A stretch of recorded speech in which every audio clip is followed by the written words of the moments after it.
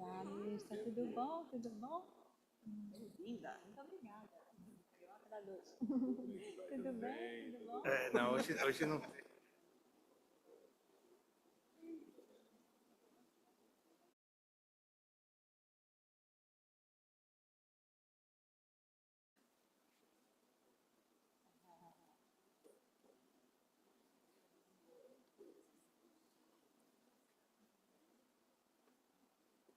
Já tá ligado aqui? Eu deve ser muito... Podemos?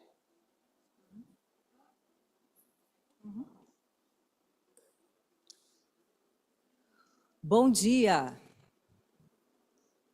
Bem-vindos, bem-vindas, senhoras e senhores. Antes de mais Good nada, morning. Welcome, ladies and gentlemen. Before anything else, I'd like to point out that headsets for simultaneous interpretation between English and Portuguese are available at the entrance to the auditorium. Auditorium. Eu sou Leila Sterenberg, muitos de vocês me conhecem, sou I jornalista. am Leila Sterenberg. Many of you know me on behalf of FGV Comunicação Rio and the Superior Electoral Court. I'd like to greet all the participants of this international seminar on artificial intelligence, democracy, and elections. Please, it's an event that could be more opportune. It's a Getúlio Vargas Foundation Federação Brasileira de Bancos, FEBRABAN. in support of FEBRABAN. They are partners of this event, and we also have the German Embassy in Brazil, the Lupa Agency, and the Democracy Reporting International Organization. Over this Tuesday and in the morning of Wednesday, we're going to talk about issues that interest Brazil and the world. 2024, as we all well know, is the year of elections in history. Countries that have over half of the planet's population are going to elect the president in the US, to renew the executive branch, the legislative, and local. We have elections for the European Parliament in India, the greatest democracy in the world, considering also the AI with highlight to generative AI that has become very fast and accessible, the creation of synthetic content, many times deceitful, making it easier and cheaper to promote disinformation. The seminar is broadcast on the official YouTube channel of the Electoral Justice System. It's a broadcast of the seminar with simultaneous translation into English. It's also available on the official channel of the Getúlio Vargas Foundation. Please, I'd like to ask you all to keep your mobile phones on silent mode. If you haven't done that yet, this is the time. Ladies and gentlemen, I would like to begin the works of the seminar. It's an honor to be here. Following the opening panel, we have authorities, excellencies, ladies and gentlemen, the chairman of the Superior Electoral Court, Minister Alexandre de Moraes, Deputy Chair of the Superior Electoral Court, Minister Carmen Lúcia, Attorney General of the Union, Minister Jorge Messias, Minister Benedito Gonçalves of the Higher Electoral Court, Director of the Electoral Judicial School of TSE, Minister Floriano Azevedo Marques, the European Union Ambassador to Brazil, Mariana Schukampf, Ambassador, European Union Ambassador to Brazil, Bettina Kalbenkopf. To open this event, I would like to turn the floor to the Chair of TSE, Mr. Alexandre de Moraes. Good morning, everyone. I would like to greet the Deputy Chair of the Superior Electoral Court, Minister Carmen Lúcia, the Attorney General of the Union, Minister Jorge Messias, Director of the Electoral Judicial School of the TSE, Minister Floriano de Azevedo Marques, Minister of the Superior Electoral or Justice Court, representing the court, our former Inspector General, Mr. Minister Benedito Gonçalves, Ambassador of the European Union to Brazil, Marian Schukampf, the German Ambassador to Brazil, Bettina Kadenbach. I greet the present authorities in the plenary, General Secretary of Ideas, Carvin Carter Zamora, Secretary General, the Deputy Minister of TSE, Edilene Ilobo, and I greet all of you, ladies and gentlemen, and I thank you for your presence in this important event on artificial intelligence, elections, but especially about democracy of all diplomatic representatives, South Africa, German, Austria, Belarus, Cuba, Spain, US, France, Hungary, Ireland, Italy, Luxembourg, Mozambique, Poland, Portugal, Kenya, UK, Czech Republic, Senegal, Syria, Sweden, Zambia. Also present here, we have the Anatel chair, our partner, here and fighting disinformation, Mr. Carlos Baigorra, representative of the Federal Council of the Orders or the Bar Association in Brazil, Dr. Mr. Sidney Neves, fighting disinformation sub-attorney, Mr. Fernando Mauro Barbosa Jr. I greet all the former ministers of the Superior Electoral Court, Mr. Pedro Cotilho, honoring us with his presence, representatives of digital platforms of the associations, institutes. Ladies and gentlemen, we're going to start our opening panel with the certainty that this event will be extremely useful, not only from the standpoint of theory and discussion of the main aspects of legislation, but especially for exchange of practical information. I've seen that many countries have been able to apply in fighting disinformation, much more than that, defending democracy against the extremist populism, this new extremist digital populism that intends to erode the basis of democracy. Welcome, all of you. I'd like to greet Mr. Ubiatão Taceto, so the chair of the National Association of Attorney Generals of the Republic. I would like to turn the floor to the Ambassador of European Union to Brazil, Marian Schugraf. His Excellency Minister Alexandre de Moraes, Chairman of the Superior Electoral Court, Excellency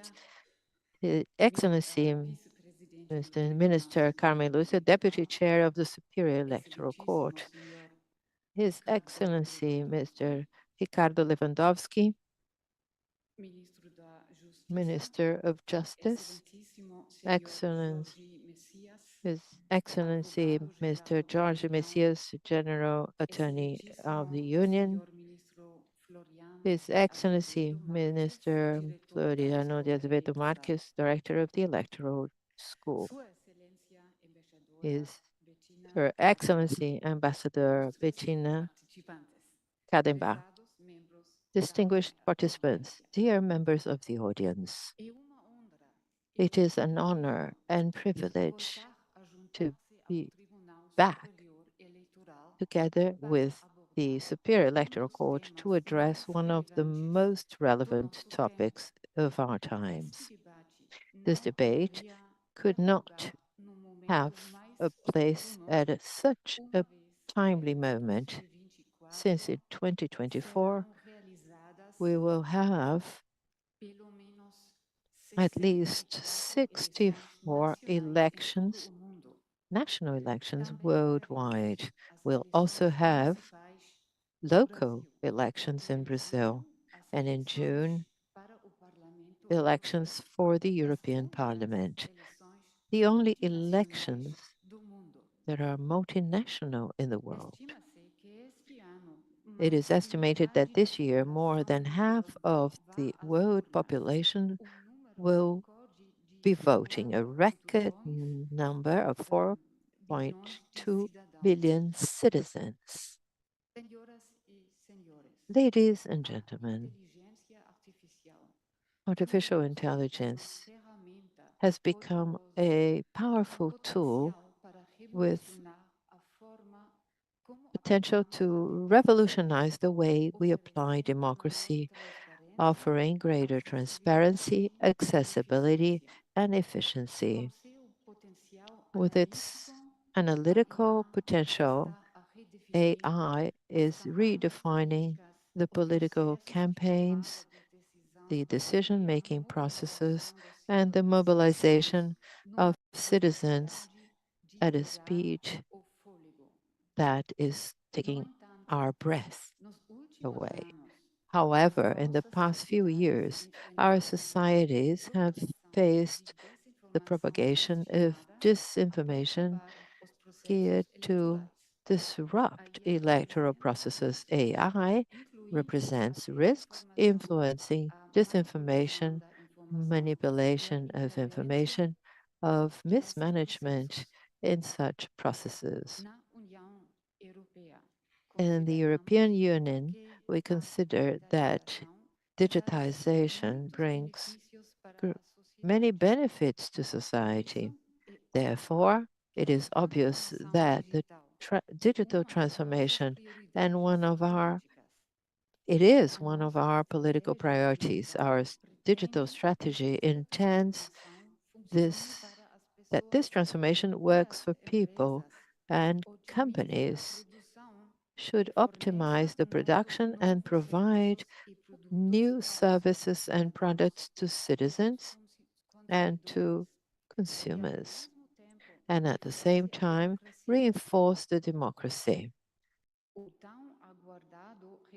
The so much weighted regulation on AI, the first attempt that is all encompassing, tries to regulate the topic in the world, is about to be published and will be in effect shortly.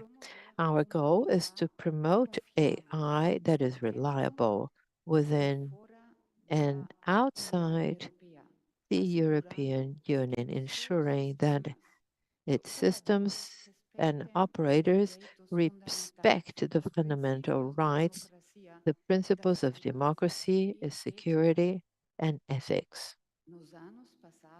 In the previous years, the legislation of the European Union already addressed risks associated to the AI tools through regulations such as the General Regulation on Data Protection and the Code of Conduct on Disinformation. One of the results was that the main platforms such as Google, Meta, Microsoft, and TikTok agreed to self regulate themselves and fight disinformation. In the beginning of this year, the signatories of this code submitted the measures adopted to fight the propagation of disinformation with special highlight to European elections in June. In addition, in the terms of the regulation of digital services, the great platforms that also include Facebook and X, former Twitter, should prevent the use of the systems and take measures to lighten them out, including moderation of contents. Today, and this day, the European Union and its member states have approved new directives on the safeguarding of electoral processes against the foreign mismanagement. AI is mentioned as one of the possible instruments of manipulation. We are ready to share our experiences and learnings with Brazil. We have done it during our recent bilateral dialogue on digital economy in March. Brazil could count on the European Union as a partner to deal efficiently with the challenges of artificial intelligence. And I know that the European Union can count on Brazil in the path to be followed. Let us be sure that it serves to democracy. I cannot close my speech without thanking the Superior Electoral Court and especially its chairman, Minister Alexandre de Moraes, for his personal endeavor in cooperation of the court with the European Union and over the past years to promote democracy, trust in the electoral systems, and fight disinformation in this context. And you have our profound appreciation. We are ready to continue our successful collaboration with the TSE and its new chairperson, Carmen Lucia, in the forthcoming years. I wish everyone excellent debates today and tomorrow.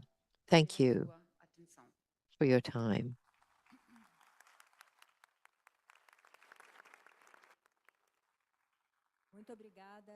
Thank you, Ambassador.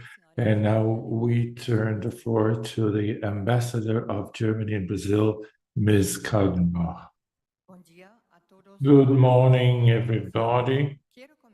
I would like to start my brief presentation welcoming and thanking Minister Alexandre de Moraes for his hospitality and the initiative of holding this event today in the Superior Electoral Court. I also welcome the other activities on this panel. It is always a big panel to cooperate with Electoral Superior Court and Foundation Getúlio Vargas in the scope of the Forum Democracy Brazil and Europe with a dialogue about the rule of law of the German embassy in Brazil. Because my Portuguese is not up to elaborate on a topic as complex as artificial intelligence. I very much welcome today's exchange on artificial intelligence, elections and democracy, and I'm happy to contribute by sharing the perspective of the German government. This will complement the participation of Jens Zimmermann, a member of the German Bundestag who will participate in a later panel. AI already is an integral part of our everyday lives. Still, the potential for further developing and increasing its use remains huge. We are convinced that we need to keep an open mind to this potential in order to shape developments in our own interest. The German government's AI strategy of 2020 concludes that major untapped opportunities exist in a broad range of areas, including in medicine, education, and sustainability. With the help of AI, for example, tumors can be detected more quickly. Chatbots can be used to assist with health diagnosis. Proteins can be better understood, and new vaccines can be developed. At the same time, we are taking an equally comprehensive and careful look at potential risks. This is crucial in order to create trust in the use of AI. Democratic values and transparency must always be guaranteed in AI applications. This means, for example, that we are opposed to the use of AI for profoundly undemocratic purposes such as social scoring. We also share concerns about risks of the deliberate manipulation of information and influence through disinformation and use of AI. The implications of AI on electoral and democratic processes are at the very top of our political agendas, both in Brazil and in Germany. The rapid development of generative AI has lowered the cost and increased the ease with which synthetic, misleading, and false content, including audio, images, and videos, can be generated and disseminated. Of particular concern is the malicious use of AI tools to intentionally diminish trust in democratic institutions and to polarize societies. Social media platforms such as Facebook, Twitter, TikTok, Instagram, and others now dominate the information landscape. Instead of traditional gatekeepers, content is disseminated via a variety of platforms and messaging apps. They therefore have a central responsibility. Most major platforms do have clear guidelines regarding election advertising, for example, and are aiming to label these and introduce fact checks. But data on effective implementation remains scarce. The EU has responded with legislation such as the Digital Services Act, which in itself draws in parts on a German law, the Netzwerkdurchsetzungsgesetz, I'm sure this is a Brazilian household label, to better protect fundamental rights and consumer rights in the digital space, as well as to tackle illegal and disinformation content. Germany is especially concerned about attempts from third parties to manipulate democratic processes through disinformation. We consider disinformation a global threat. It targets the resilience of democratic societies and the credibility of democratic processes. Disinformation that makes use of AI technology stem from those who do not share the democratic values that are at the core of both the German and the Brazilian societies. The German government is therefore committed to multilateral efforts that aim at setting common principles for an open, free, human rights-based use of new technologies, including AI. Common principles for us translate into principles shared by a broad alliance of countries across different regions. One step towards effective regulation is the European Union's 2023 landmark AI. Germany welcomes and actively supports the United Nations Secretary General's Global Digital Compact because of the importance of broadly accepted core principles that ensure a balanced, safe, and secure use of AI cannot be overstated. Let me briefly touch upon the Freedom Online Coalition, a growing group of countries committed to uphold respect for human rights and fundamental freedoms in the digital sphere. Germany is part of that coalition.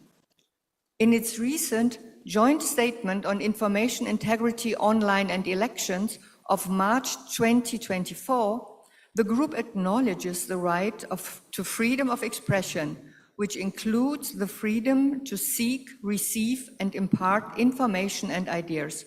At the same time, it urges state and non-state actors alike to address and mitigate challenges by strengthening online information ecosystems in order to ensure fair and transparent electoral processes. Another important initiative where Germany is playing an active role is the Council of Europe Framework Convention on AI, Human Rights, Democracy, and the Rule of Law. This is the first legally binding global instrument to address the risk posed by AI on human rights, democracy, and the rule of law. We are happy that after 18 months of negotiations, the framework was finalized just last week by members of the Council of Europe and other democracies, including inter alia, Argentina, Australia, Canada, Costa Rica, Israel, Japan, Mexico, Peru, the United States of America, and Uruguay. The year 2024 marks a crucial test for democracy worldwide.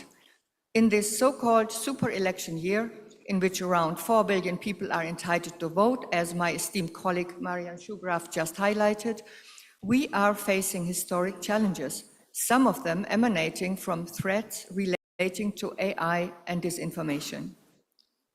Elections will be held this year in 70 countries. In September, 3 federal states in Germany will be voting. And of course, Brazil is preparing for municipal elections this October. It is of vital importance to protect and to ensure the integrity of elections. While elections alone do not always guarantee the existence and strength of democracy, they are essential for democratic legitimacy and accountability. Against this backdrop, my government highly welcomes that during the intergovernmental consultations between Brazil and Germany, led by President Lula and Chancellor Scholz last December, our two governments agreed to intensify our cooperation on tackling disinformation and hate speech in the digital sphere. At today's conference, we will be able to learn from our different experiences and explore where we can find even more common ground. Quiero encerrar minha fala I would agradecendo. like to finish my speech thanking once again Minister Alexandre de Moraes and all the members of this panel for their contributions. Thank you very much.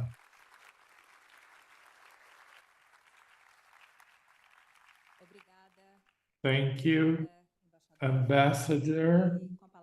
And now we turn the floor to His Excellency, the Director of the Judiciary School, Minister Floriano de Azevedo Marques.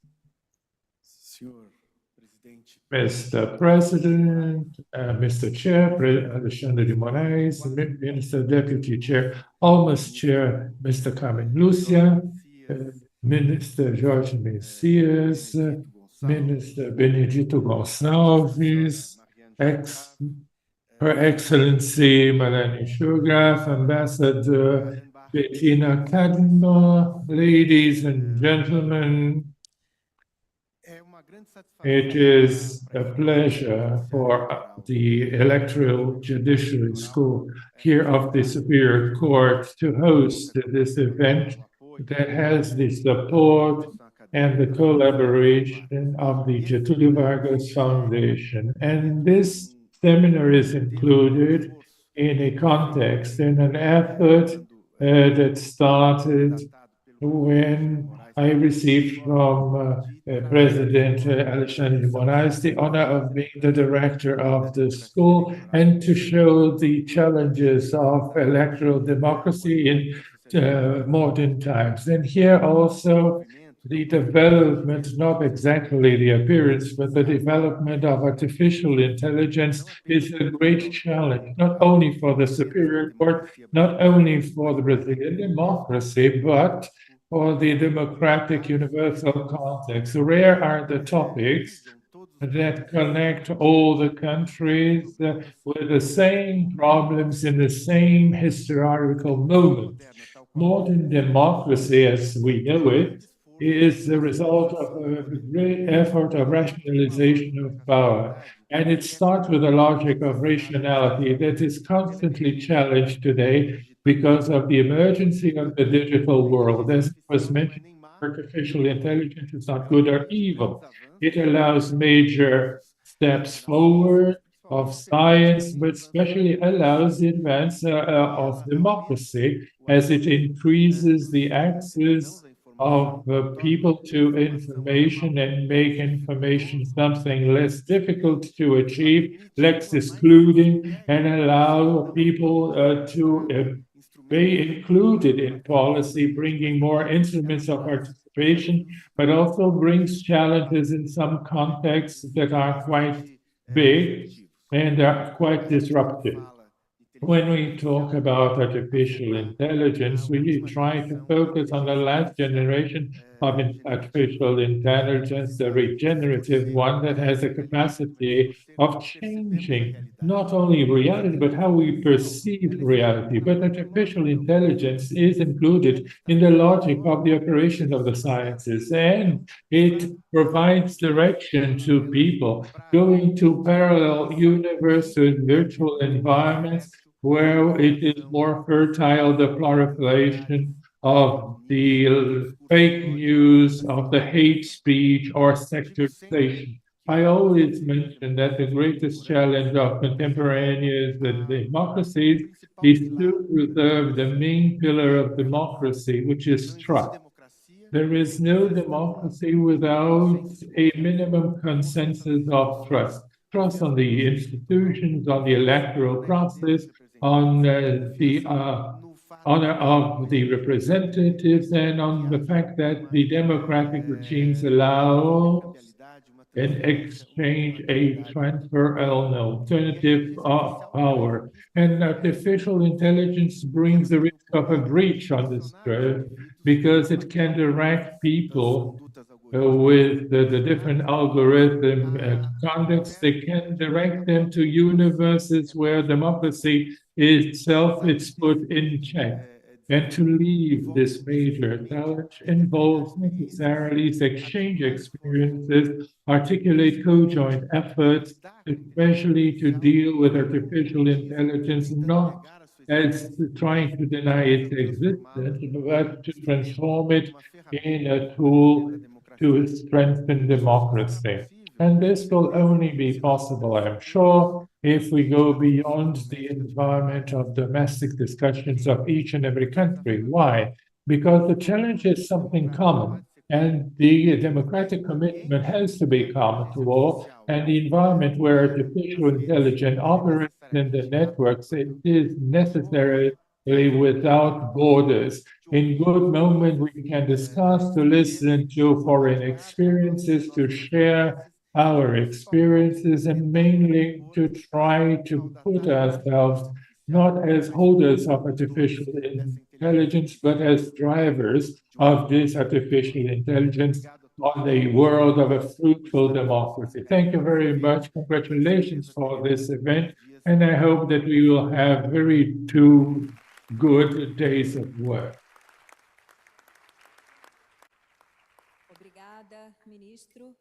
Thank you, Minister. And now I'd like to give the floor to Minister Benedito Gonçalves of the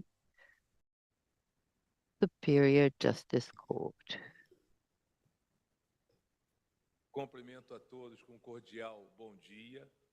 I greet everyone with a cordial good morning. I greet the opening panel present here, the Chairman of the Superior Electoral Court, Minister Alexandre de Moraes, Deputy Chair of the same court, Minister Carmen Lúcia, Attorney General of the Union, Minister Jorge Messias, Director of the Electoral Judicial School of this tribunal, Minister Floriano, Ambassador Marian of the European Union to Brazil, Ambassador Bettina from Germany to Brazil.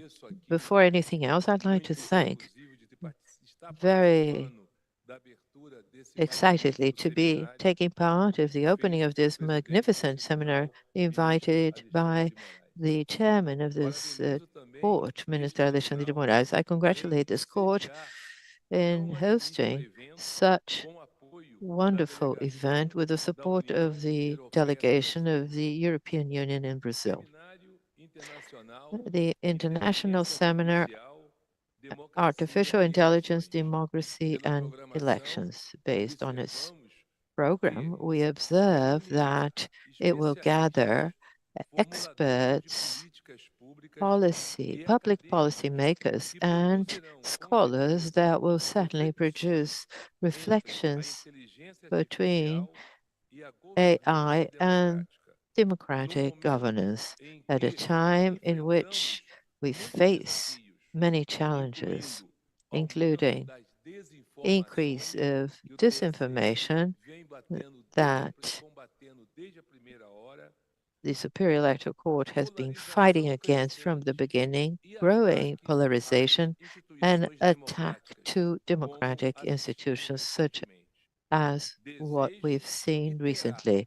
I wish, and it will certainly be successful, this current seminar. Thank you very much.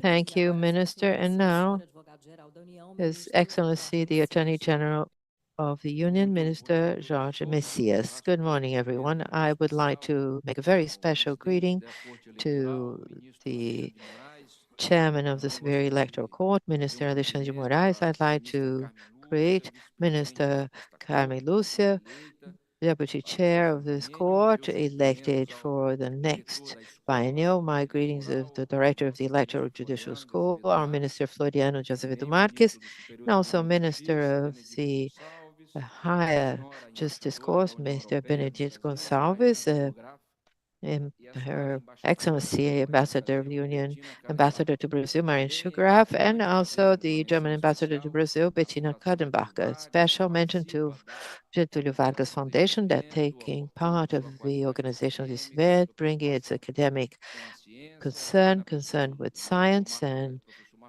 represented here by Marco Aurelio Ruggiero with us. My greetings to ladies and gentlemen, lawyers, press, professionals, magistrates, members of the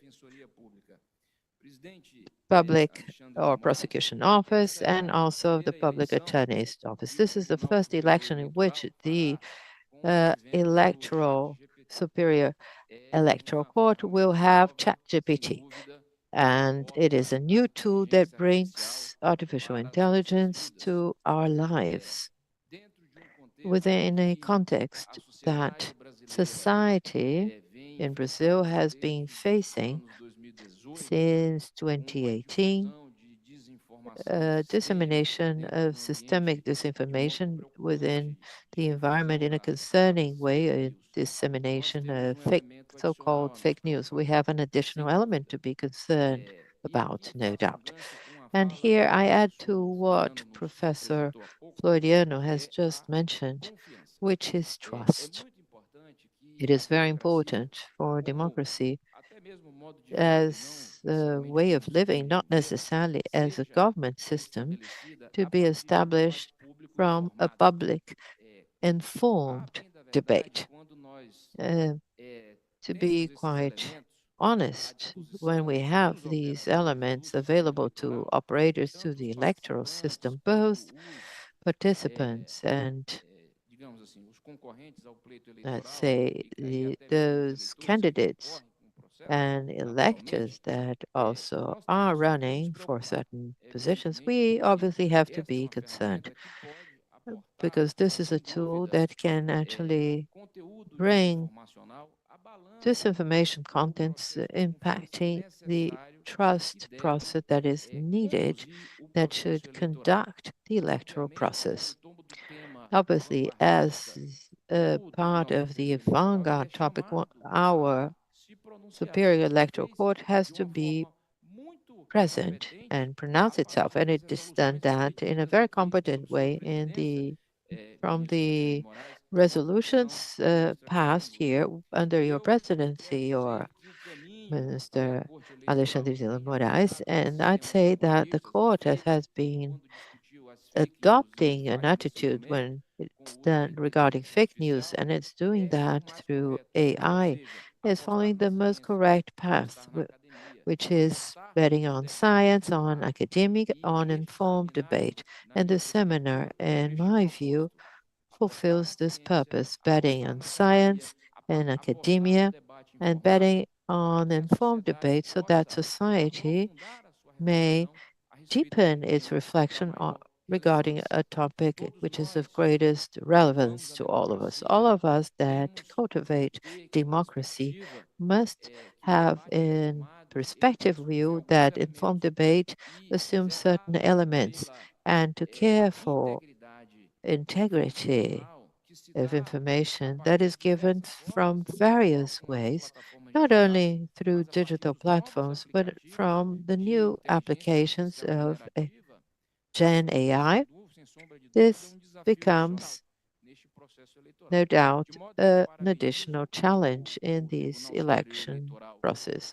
I congratulate the Superior Electoral Court, represented by the Minister Alexandre Lobo, and also Minister De Lobo that is present here following us. And I wish that over the next 2 days we can all have a very fruitful debate and that we are actually able to help the Electoral Court in this challenging process of the 2024 elections with the use of a tool that is so challenging that surprises us day after day, which is AI. Thank you all very much. Thank you very much, Minister. Ladies and gentlemen, next we're going to watch a video produced by the Secretariat of Multimedia Communication Secretariat on the Integrated Center on the Defense of Democracy. CIED is a pioneer initiative with the goal of facing dissemination of fake information, hate speech, and anti-democratic speeches. The center will help the local electoral centers and courts on fighting disinformation and deepfake and protection in the freedom of choice of all the voters. The center will have a major role in promoting education and citizenship, democratic values, and digital rights. Part of CIED, we have the prosecution office, the general attorney's office, the federal council of the Bar Association of Brazil, and the federal police, and the National Agency of Telecommunications. Let us watch the video. Democracy is made with elections, and elections is made with truth. Hence, the electoral justice created the center of facing disinformation and defending democracy. Center counts on a channel that receives reports of fake news and other irregular acts about elections. And during these elections, we can report fake contents on candidates and parties, fake news on electronic ballots and electoral process, hate speech and attack to democracy, and also videos and audios that have been changed and created by AI. The report comes through the website automated system, screens the according to the topic. If there are certain traces of crime, the prosecutor's office are actually started, and then we have a data check and to see whether it's being judged by the TSC. If it's restricted to a location, the local or regional electoral courts are actually triggered. Platforms should be notified and action should be taken within 2 hours. If over the platform takes the content in the air and the process ends here and it's filed. If the platform does not respond, does not agree in removing content from air, the presidency of can actually act upon removal. And then other members of CIED are triggered. Do your part. Do whistleblowing on disinformation, justice, electoral justice, justice of democracy.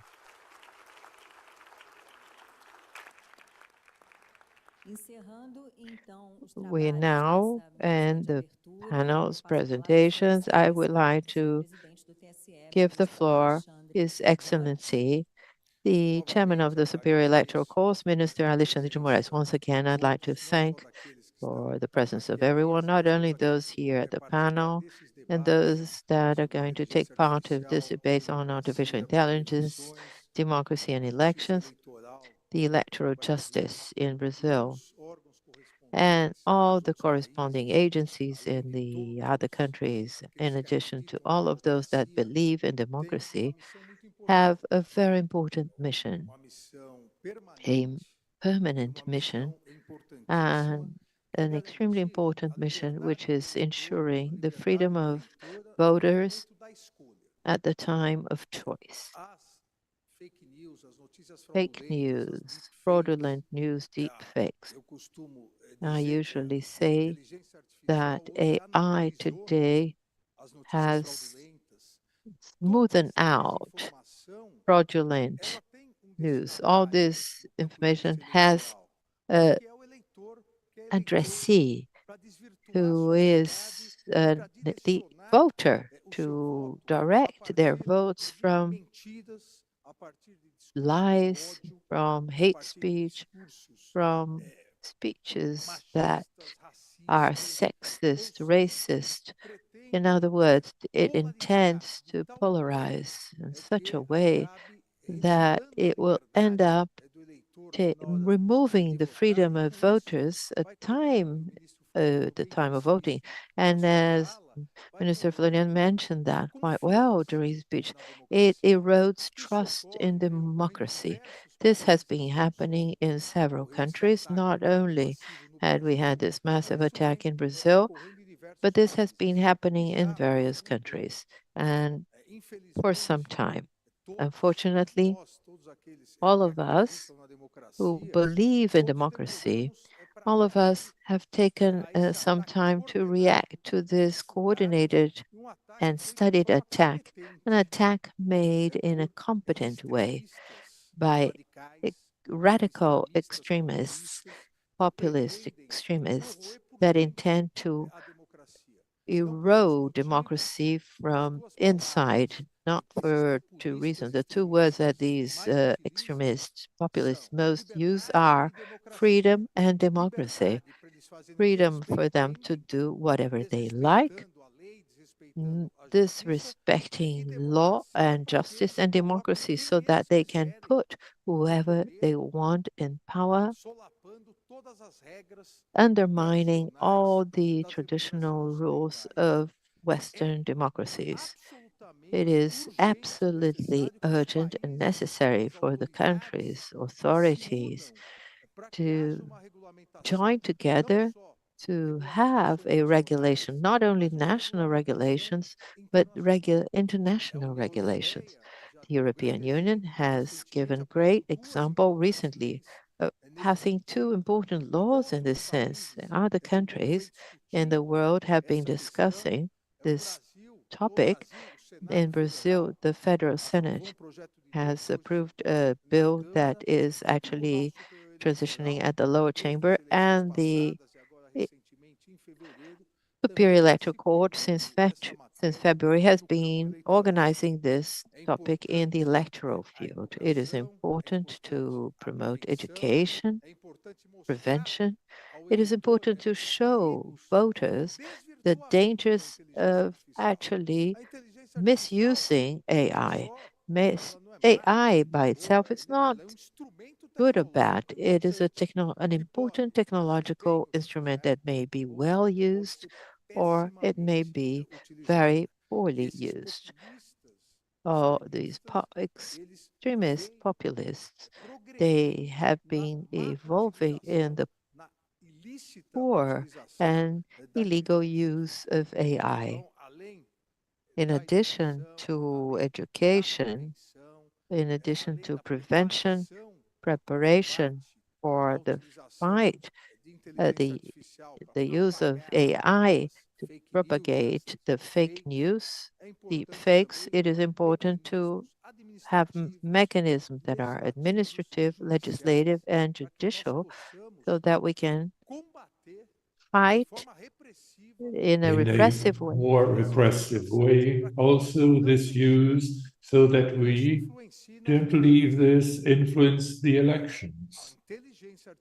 Artificial intelligence, mainly putting weight on fake news, can change the results during an election because until we can show that's not true, until we take the real version to the whole number of voters, this can change many votes. And consequently, this can become into a fraud in the result of the popular will. We cannot allow this to happen.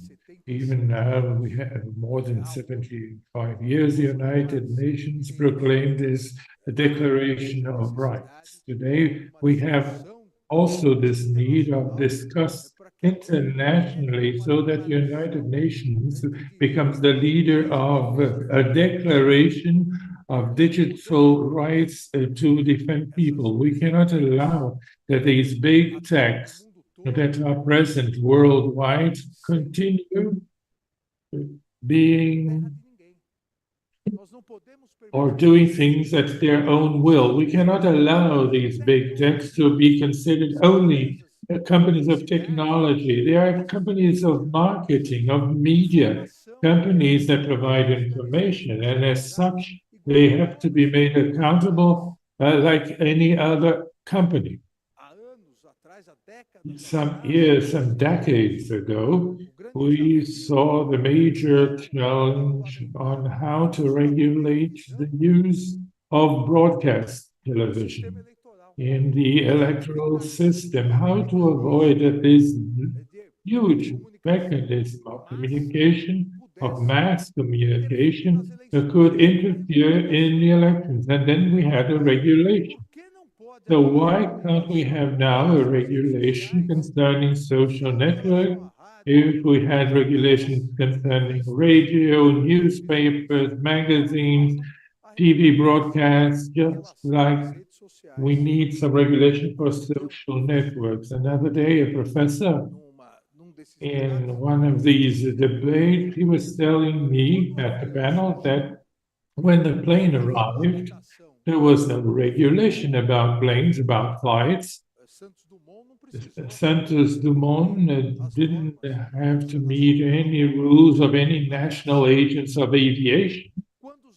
When the accident started to happen, then yes, there was a need for a regulation to avoid accidents or to guarantee the safety of the users and to avoid the bad use of aircraft. And this happens with everything else, everything new that appears, social networks with the big techs that appeared. They appeared, obviously, there was no regulation, but they already caused.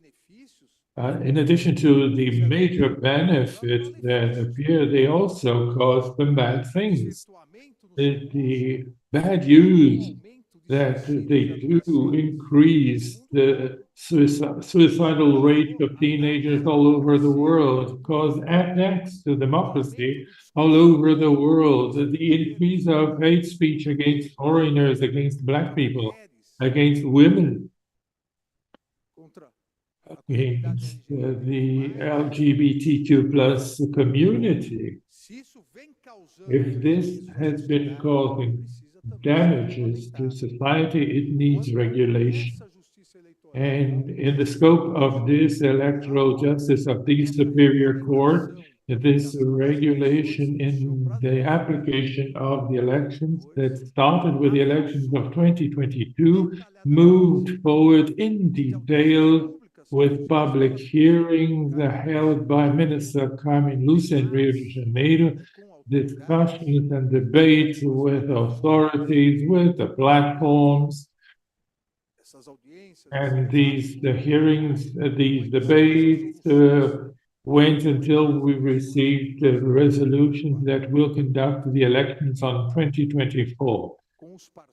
And with the partners of the Ministry of Justice, Anatel, Federal Police, the Lawyers Bar Association, the Office of the General Attorney, the integrated center to fight disinformation and to uphold democracy that was structured exactly to improve the negative, or to improve fighting the negative influence that fraudulent news can bring concerning elections.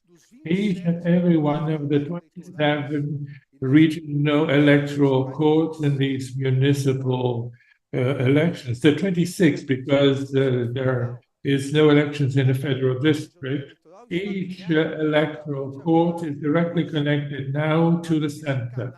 In addition to this channel that you were able to identify, any person can immediately whistleblow to the center a fraudulent news. All the political parties as well can communicate immediately.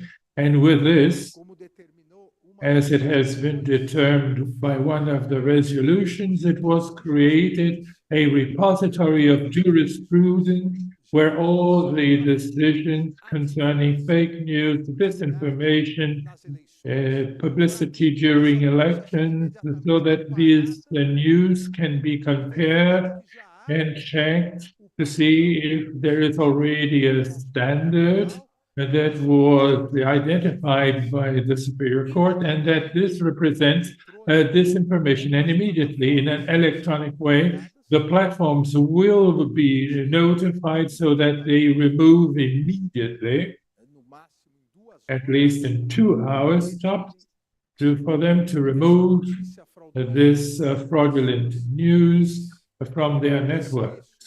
If this does not happen, and if already there is a previous decision from the Superior Court, according to the resolutions that we had in 2022, that simply repeats the code of the civil, the process of the civil code.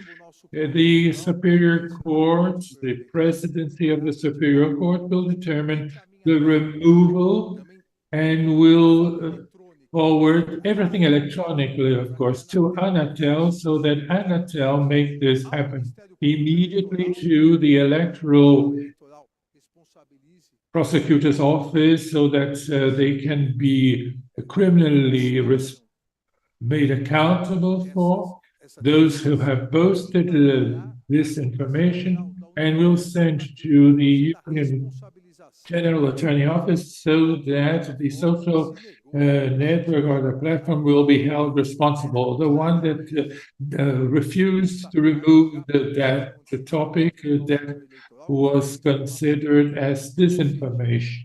That is, we also, as a electoral justice participants, have been learning with time. We learned after the elections of 2018, 2020, 2022, and now with the presence of Minister Carmen Lucia, we will provide, electoral justice, the application of this lesson learned. And we will move ahead on the next steps together with all our partners. And it is important, very important to understand this and to thank all the participants, because with all the partners and the agencies and these institutions, the Attorney General's Office, the Federal Police, Anatel, civil society represented by the Lawyers Bar Association. Only like this we will be able to fight, educate and fight this big evil of the 21st century for democracy. Disinformation, deep fake news, the use of intelligence, artificial intelligence to erode the pillars of democracy. This is the big evil to democracy in the 21st century. So we who believe in democracy, we who believe in the state of rule of law, we cannot stand still. We have to get together, organize ourselves, increase administrative defenses, and guarantee judicial decisions. So you are all very much welcome to our court, to the Court of Democracy, and have a nice event. Thank you very much.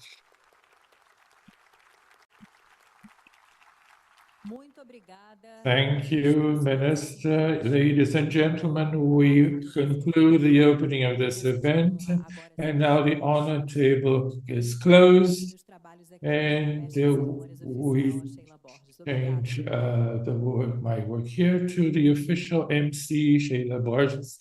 Thank you very much.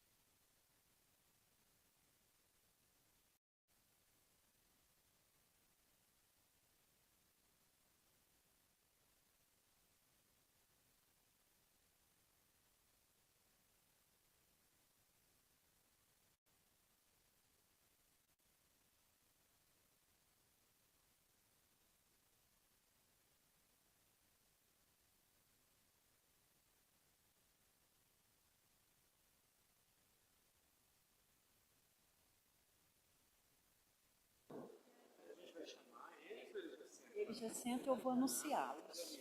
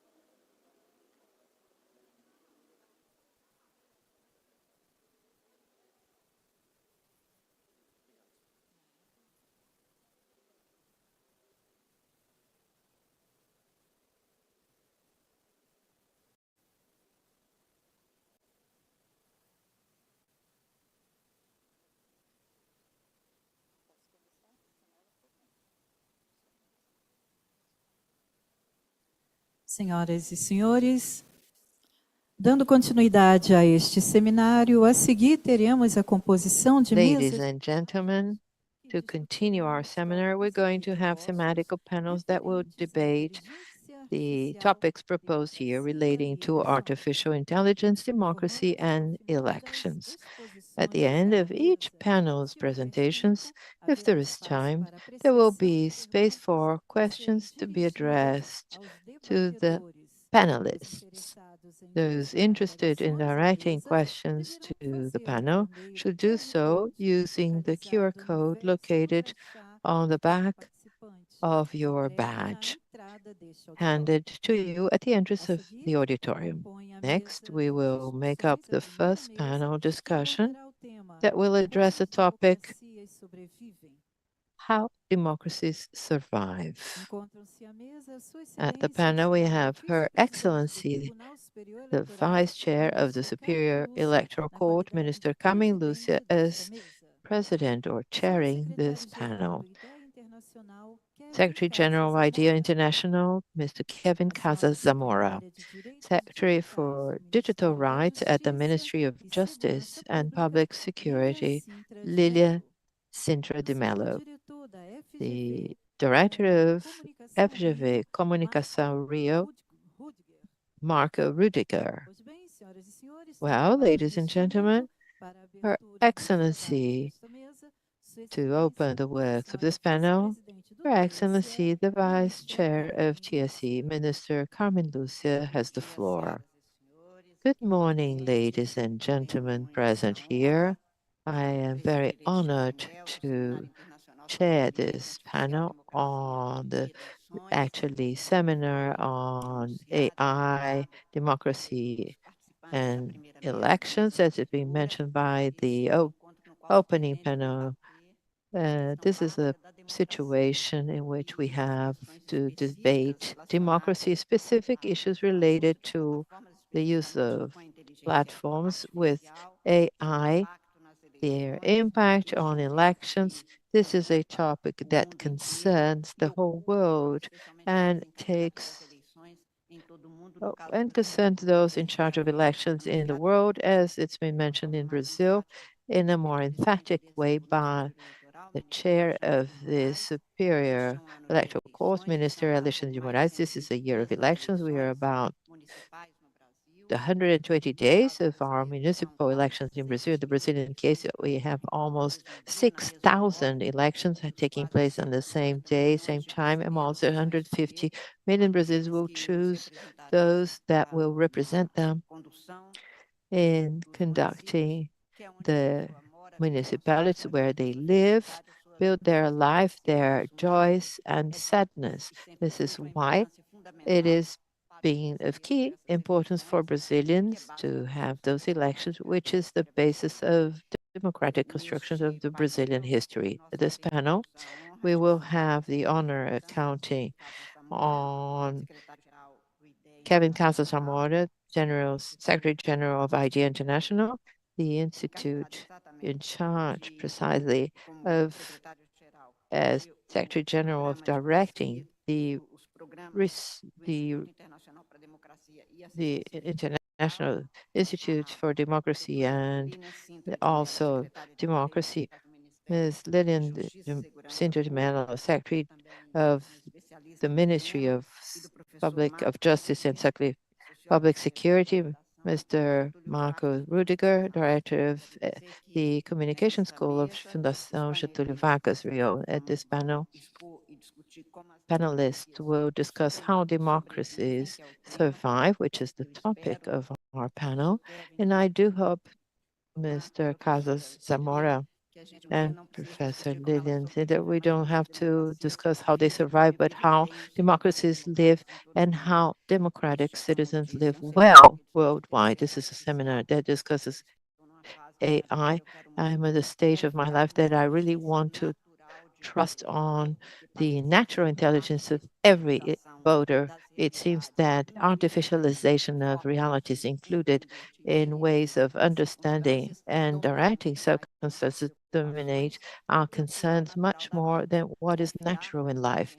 Trusting the intelligence of each and every one, without them, we cannot continue as free citizens using machines and not being used by machines behind which, with their algorithms, there's someone winning. Minister Alexandre de Moraes has been a great name in the conduction of the works on the new digital extremist, digital populism. He's just defended his thesis that will be turned into a book to be published, Elections on the Extremist Digital Populism, addressing the needs of voters and the need to keep freedom for democracies. He stated here that voters need to understand, all the citizens worldwide need to understand those platforms do not act in no one's land. The difficulty I face is no one's land, creating a digital land that is supranational, acting on the planet, and then somebody perfectly identifiable that owns the platforms, that acts on those platforms, that acts on algorithms and makes them to act on the natural intelligence of people, making them to be having their freedom mutilated and actually impacting democracy. What we're proposing at this event is to rigorously discuss what are the possible mechanisms so that democracies can continue to prevail worldwide. Without them, there is no freedom. Without freedom, humanity is diminished. Once again, I'd like to thank on behalf of the Superior Electoral Court, the presence of the Secretary General of ID International, Kevin Casas Zamora, Mr. Marco Rudiger, Secretary of Digital Rights of the Ministry of Justice and Public Security, Professor Lina. I'd like to start the works, giving over the floor to Mr. Kevin Casarama, who will have 20 minutes for his presentation. Professor, when you have 5 minutes to go, I'll ask somebody to signal to you so that you have the management of time. Feel free to talk from the podium. You have the floor.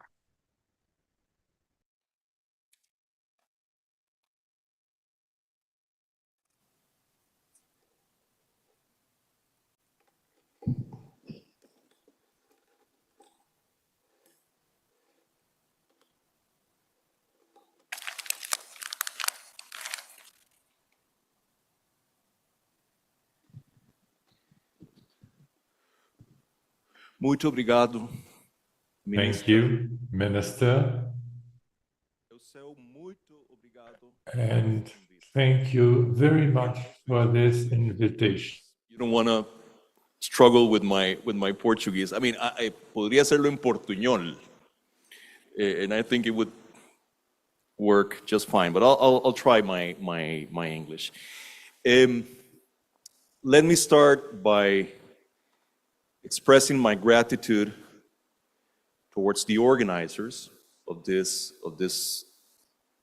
event, of this very timely event, the Electoral Tribunal for sure,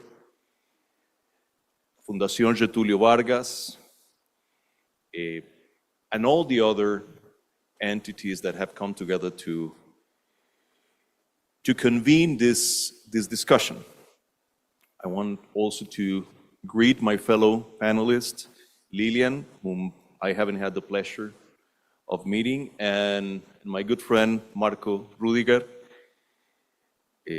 who I'm honored to share this panel with, as I have done in the past.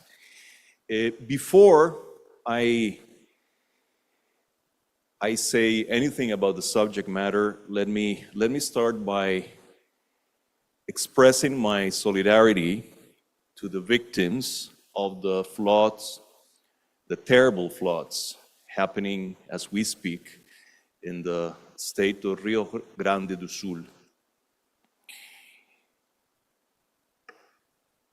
This is a very important subject matter for International IDEA. Many of you probably don't know that Brazil is one of our 35 member states. And I, for one, happen to be very proud of that, because what happens with democracy in Brazil matters beyond Brazil. And I'm very happy that over the years, since Brazil became a member of International IDEA, we've had a very constructive and positive relationship with the Electoral Tribunal, and I certainly hope to keep it that way.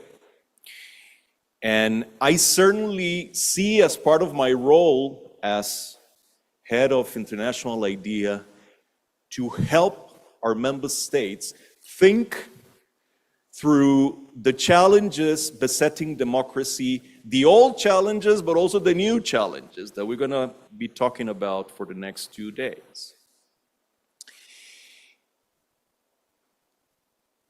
I guess if we are going to be talking about artificial intelligence and democracy, it would be useful to get a sense of where democracy is in general. Only then, I think, we will be able to understand in what way artificial intelligence may be a problem or not. So let me try, in this 20 minutes that I have, to give you an overview of the state of democracy in the world as I see it.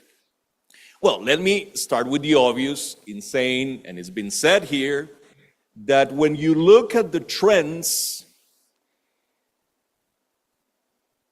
for democracy globally, and certainly in our region, the trends are not good. And don't take my word for it. If you take a glance, and I hope you will, if you take a glance of a global report that IDEA publishes every year, the Global State of Democracy Report, the latest iteration of which came out last November, you'll notice that this is a report that covers an enormous amount of data on political behavior writ large for 173 countries, with data going all the way back to 1975, updated every year until literally now.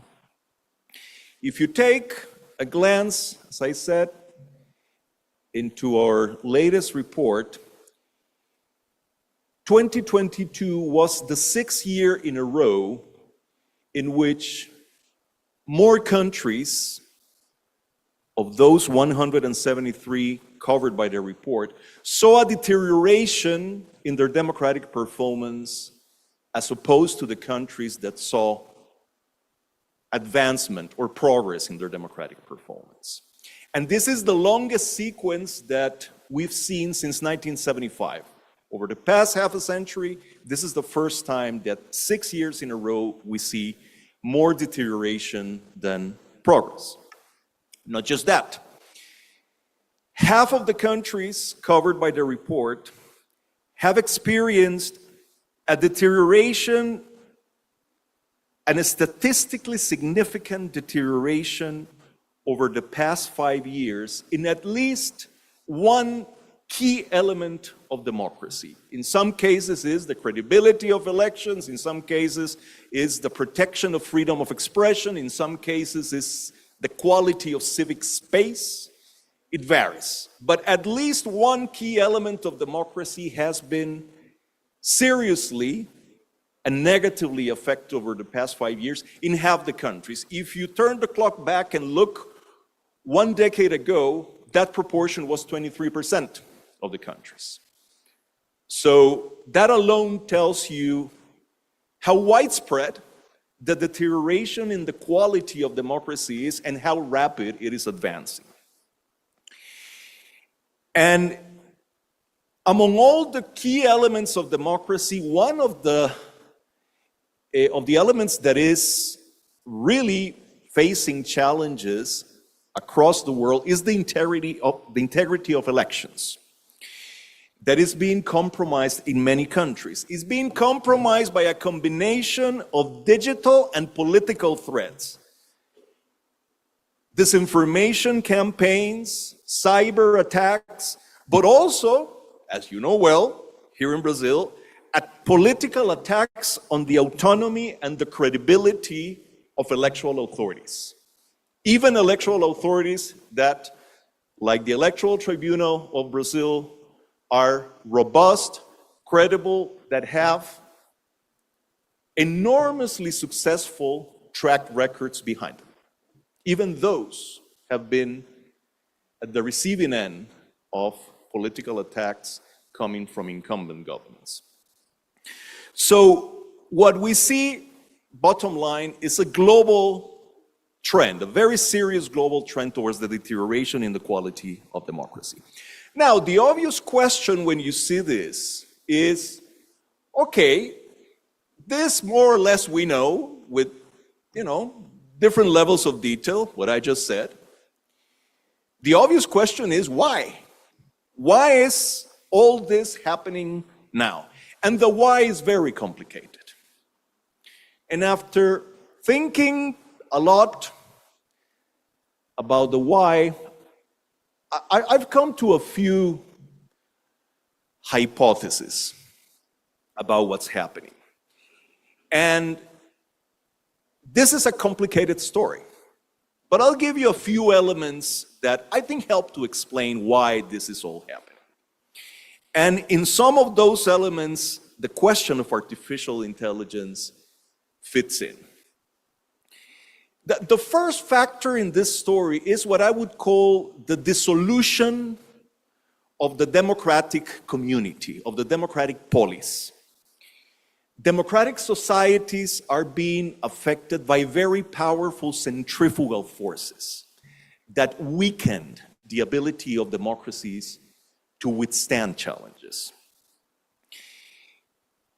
The first and most obvious of those centrifugal forces is political polarization, which is going through the roof all over the place, as you've seen in Brazil. What is at the root of this polarization? Well, many things. Certainly disinformation doesn't help, and what happens in social media and so on, and artificial intelligence, in all likelihood, will not help. Because essentially, as it has been mentioned here already, it lowers the threshold to propagate, to generate and propagate disinformation. Now, and this is an idea that I want to leave with you. It is true that digital technologies, the misuse of digital technologies is at the heart of political polarization, of the political polarization that we're seeing in so many places. But it's also true that this disinformation falls in fertile soil. There is a demand for disinformation out there, and we should never lose sight of that. And there is a demand for disinformation because trust levels are very low. Trust is in extremely short supply. And trust has been decreasing across the board since the 1960s, well before social media came along. So that alone tells you something that is very important. I think we should pay a lot of attention and we should try to regulate the role of digital technologies in democracy and the role of artificial intelligence for sure, but we are not going to regulate our way out of this. The roots of the erosion of trust are very, very deep. And just to give you an example of how deep distrust runs in our societies, when global surveys and regional surveys ask the question, a very simple question to people, do you think that most people are trustworthy? I mean, that is interpersonal trust. Brazil is a particularly bad offender, by the way, you know. The proportion of people that say that most people they interact with are trustworthy is very low in the world. But in Brazil, take a guess. Take a guess the proportion of people that say in Brazil that most people are trustworthy. Take a guess. Tiago. 10. Who else? 25. Well, that's an optimist right there. 3% in Brazil. 3%. And you will be asking yourselves, I'm sure, who are those guys? So, I mean, levels of trust are extraordinarily low across the world, and particularly in Brazil. So, polarization is a very strong centrifugal force, but it's not the only centrifugal force. The other very obvious centrifugal force damaging democratic communities is inequality. Extremely high inequality levels, and this has had a corrosive effect over the past 40 years. Over the past 40 years, we've seen inequality levels explode all over the world, and we are paying a price. Democracy is paying a price for that. So that's one first factor in this story. The second factor, which is known to all of us in Latin America, and that I see, you know, since we operate globally, we see it at play all over the world, is corruption and impunity for corruption. If you want to understand why democracy is being eroded so visibly, corruption is a very big part of this story. A third factor is a widespread perception that democracies are not solving real problems for real people. The question of delivery. And this is a complicated one. I won't go into that. I think that perception is more fair in some cases, less fair in others, but it's real. And it has real effects. The notion that democracies are too clumsy to respond to crisis in particular is very widespread. And look, I do think that the normative case in favor of democracy is mightily strong. But for 98% of people out there, the proof of the pie is in the eating. I believe in democracy largely to the extent that democracy is able to solve problems for me, for my family, for my community. And if democratic institutions do not solve problems for people, people will look for other options. There's a fourth factor that is seldom mentioned in this, but I have the impression that it's extraordinarily important, which is social uncertainty. We live in a time of radical uncertainty when many things, very profound things, are changing very deeply in front of our eyes, around us. And there's an impossibility to predict the effect of those changes. And here is, one of the drivers of this sense of dislocation and anxiety that we feel with all these changes happening around us, one of the drivers is digital technologies, and particularly artificial intelligence now. I mean, the effects that artificial intelligence is likely to have on labor markets, for example, are bound to be very severe. But there's also climate change and its effects, as we're seeing in Rio Grande do Sul. There's also armed conflicts that are expanding by any measure. There's migration flow. And the key thing here is that when anxiety levels spike, there's a very human tendency to look for the embrace of paternal, and it's almost always paternal. I use the word deliberately, to look for the paternal embrace of authoritarian figures. Authoritarian figures offer, in this environment of great instability, of great anxiety, they offer the promise of order and stability. And it's an attractive promise.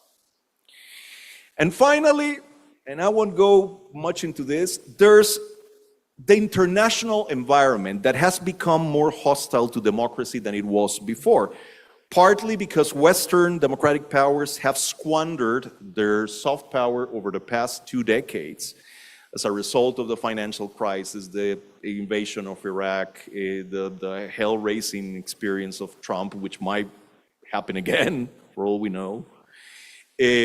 And also because of the rise of very powerful international actors that are not democracies, which collaborate with each other, by the way. So the story that I'm trying to tell you here is that people are fed up with the way democracy is working. And when authoritarian leaders come along offering an illusion of order and stability and a revenge against the elites that have been running the system, it proves a very attractive proposition. And those leaders that emerge have much more leeway to transgress long-established democratic principles. They pay less of a price for the democratic transgressions than used to be the case. This is more or less the story. Now, what is to be done? And I have 5 minutes to say what I think needs to be done. Look, the first thing that we need to understand is that there are no shortcuts. There are no magic wands that we can wave and solve the problem. Any effort to protect democracy is predicated on the notion that it is worth it, that democracy is worth fighting for. Democracy, in my view, is one of the pinnacles of human experience. And when I say democracy, I say real democracies. I mean, democracies where people have meaningful choices to select who governs. Democracies where power is checked, where no one is above the law. Democracies where you can criticize the government and go back to your home in one piece. Democracies where you can get together with others to fight for the causes you deem valuable, and in so doing, have an opportunity to define public policy. All these things were not handed down from the heavens. They are the products of centuries of human struggles. They are the product of the countless tragedies generated by authoritarian rulers over the course of millennia. All these principles are the result, in other words, of a hugely costly process of social learning. All of this is at risk at this moment. And protecting all of this will be a twilight struggle in which those of us that care about democracy must agree to work together despite our differences. Otherwise, we'll lose, and our children will lose. This needs to be understood by many people, but particularly by elites, because their ability to protect or subvert democracy is disproportionate compared to their numbers. Now, concretely, first of all, in terms of what needs to be done, we need to protect electoral integrity because it's the single most important check on power. Adam Przeworski, a American-Polish political scientist, has this minimalistic definition of democracy as a system where incumbent parties lose elections and leave power as a result. But it's also the fact that elections offer the single best opportunity to reverse democratic backsliding, as we saw in Brazil, and as we've seen in other cases, in Guatemala recently, in Poland, in Slovenia, in Zambia. Elections are key moments to reverse democratic backsliding. We need to protect judicial independence, because the older I get, the more convinced I become that this is the single most faithful barometer of the state of democracy writ large. We need to take corruption and impunity for corruption seriously. We need to reduce polarization levels. In order to solve problems to people, political actors have to be able to work together. And that's partly a question of institutional design. I mean, we should really do our best to get rid of elements in our institutional design that create a dynamic of winner takes all, presidential systems included, by the way. And we need to create fora for political dialogue outside of Parliament that complement what Parliament does. We need to put the quality of democratic governance at the heart of public debates, revisit questions of institutional design so as to make democracy more able, better able to solve problems, to make decisions in an efficient way. We need to put questions as part of that democratic governance agenda, questions of fiscal robustness at the heart of public debates. And we need to take the quality of public administration seriously. And finally, we need to rethink social contracts to deal with inequality and uncertainty. We need to agree, particularly here in Latin America, on a minimum package of entitlements for every citizen and the way to fund those entitlements sustainably. And those entitlements should include not simply, as has been the case for a long time, access to primary, secondary, tertiary education. It should include permanent access to education and retraining. It should include not simply access to public health care to take care of your physical well-being, but also your mental health, as we saw during the pandemic. It should include not simply a protection against unemployment, but also probably some form of universal basic income. We need to rethink social contracts. None of this is easy to do. So we need to defend democracy, yes, but not just that. This is not about defending the same democracies that we have, which are obviously falling short of people's expectations. This is about reforming democracies in fundamental ways so that they embody a sense of dignity, agency, hope, and possibility.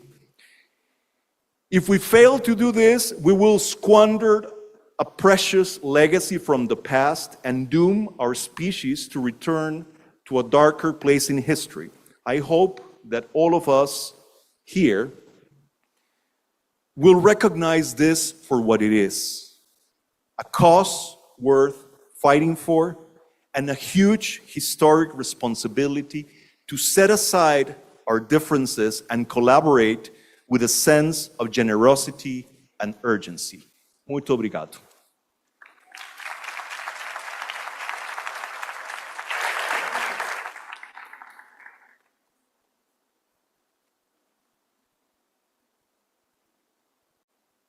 Eu agradeço enormemente as preciosas lições. Thank you very much for the precious lessons of Professor Kevin Casa Samora, who puts the axis of our meeting to discuss the importance of democracy, the values of democracy, the problems, and how democracy is not only necessary, but totally able to resolve problems. So we should not seek other pathways that are not democratic. And I thank you very much for your remarks, for your intellectual provocations, Professor Zamora. And I would like to turn the floor over to Professor Lilian Cindermelo for her presentation for 20 minutes. You have the floor. Bom dia a todas e todos. Inicio minha fala cumprimentando os membros da Good morning, everyone. I start my speech greeting everyone at the panel. Minister Carmen Lúcia, Deputy Chair of the Superior Electoral Court, Professor Marcus Judy, Director of the Judiciary, and Mr. Kevin Casas Zamora, Secretary General of IDEA International. I congratulate the Superior Electoral Court and Getúlio Vargas Foundation for organizing this event and supporters and sponsors. I thank you for the invitation to be here. I'm very honored to be part of this panel and to contribute to this debate. And today, when we live a bit this detachment and abandonment of the paradigm that was born in the Independence Declaration of Cyberspace when Internet came about, whether we decided whether it would be a regulated space, some challenges came up and actually some threats to our democracy came up. And I believe today we no longer live in that space whether the digital environment should or not be regulated. Premise today is what we must do to mitigate this kind of risk. And then thinking about my research and what I could bring to this talk regarding recent challenges that democracy in Brazil has gone through, I found a recently launched book entitled Rule of Law and Authoritarian Populism, Erosion and Institutional Existence in Brazil, freely translated, coordinated by the Law School of Fundação Getúlio Vargas, Professor Carlos Vilhena, Raquel Pimenta, Fábio de Salles Silva, and Marta Machado, who point to the fact that authoritarian populism in Brazil has actually bet on three strategies to suppress Brazilian constitutional democracy. And what I have always brought to our concern at the Ministry of Justice and the way we address regulation and what the next steps are regarding the great players of the digital environments, that we can actually identify what the problems are and address them in a very positive way. The problems that I have seen in this book, rule of law and authoritarian law, drew my attention. The first one was polarization, denominated at visceral polarization and anti-pluralistic nature. Beyond the question of our not being able to deepen the debate in environments that are considered bubbles, we also have this issue of an anti-pluralistic nature. It is legitimizing the opponents and the Brazilian situation. When we try to resolve this kind of information that circulates in digital environment, we must do that in a very strong way. The courts have done that. Our electoral court has been a pioneer in this electoral debate. Here we see that disinformation, that actually this feedback of hate speech, dequalifying political opponents, and propagation of fake news, all of this is very connected to this anti-pluralistic nature, which is totally contrary to our notion of democracy.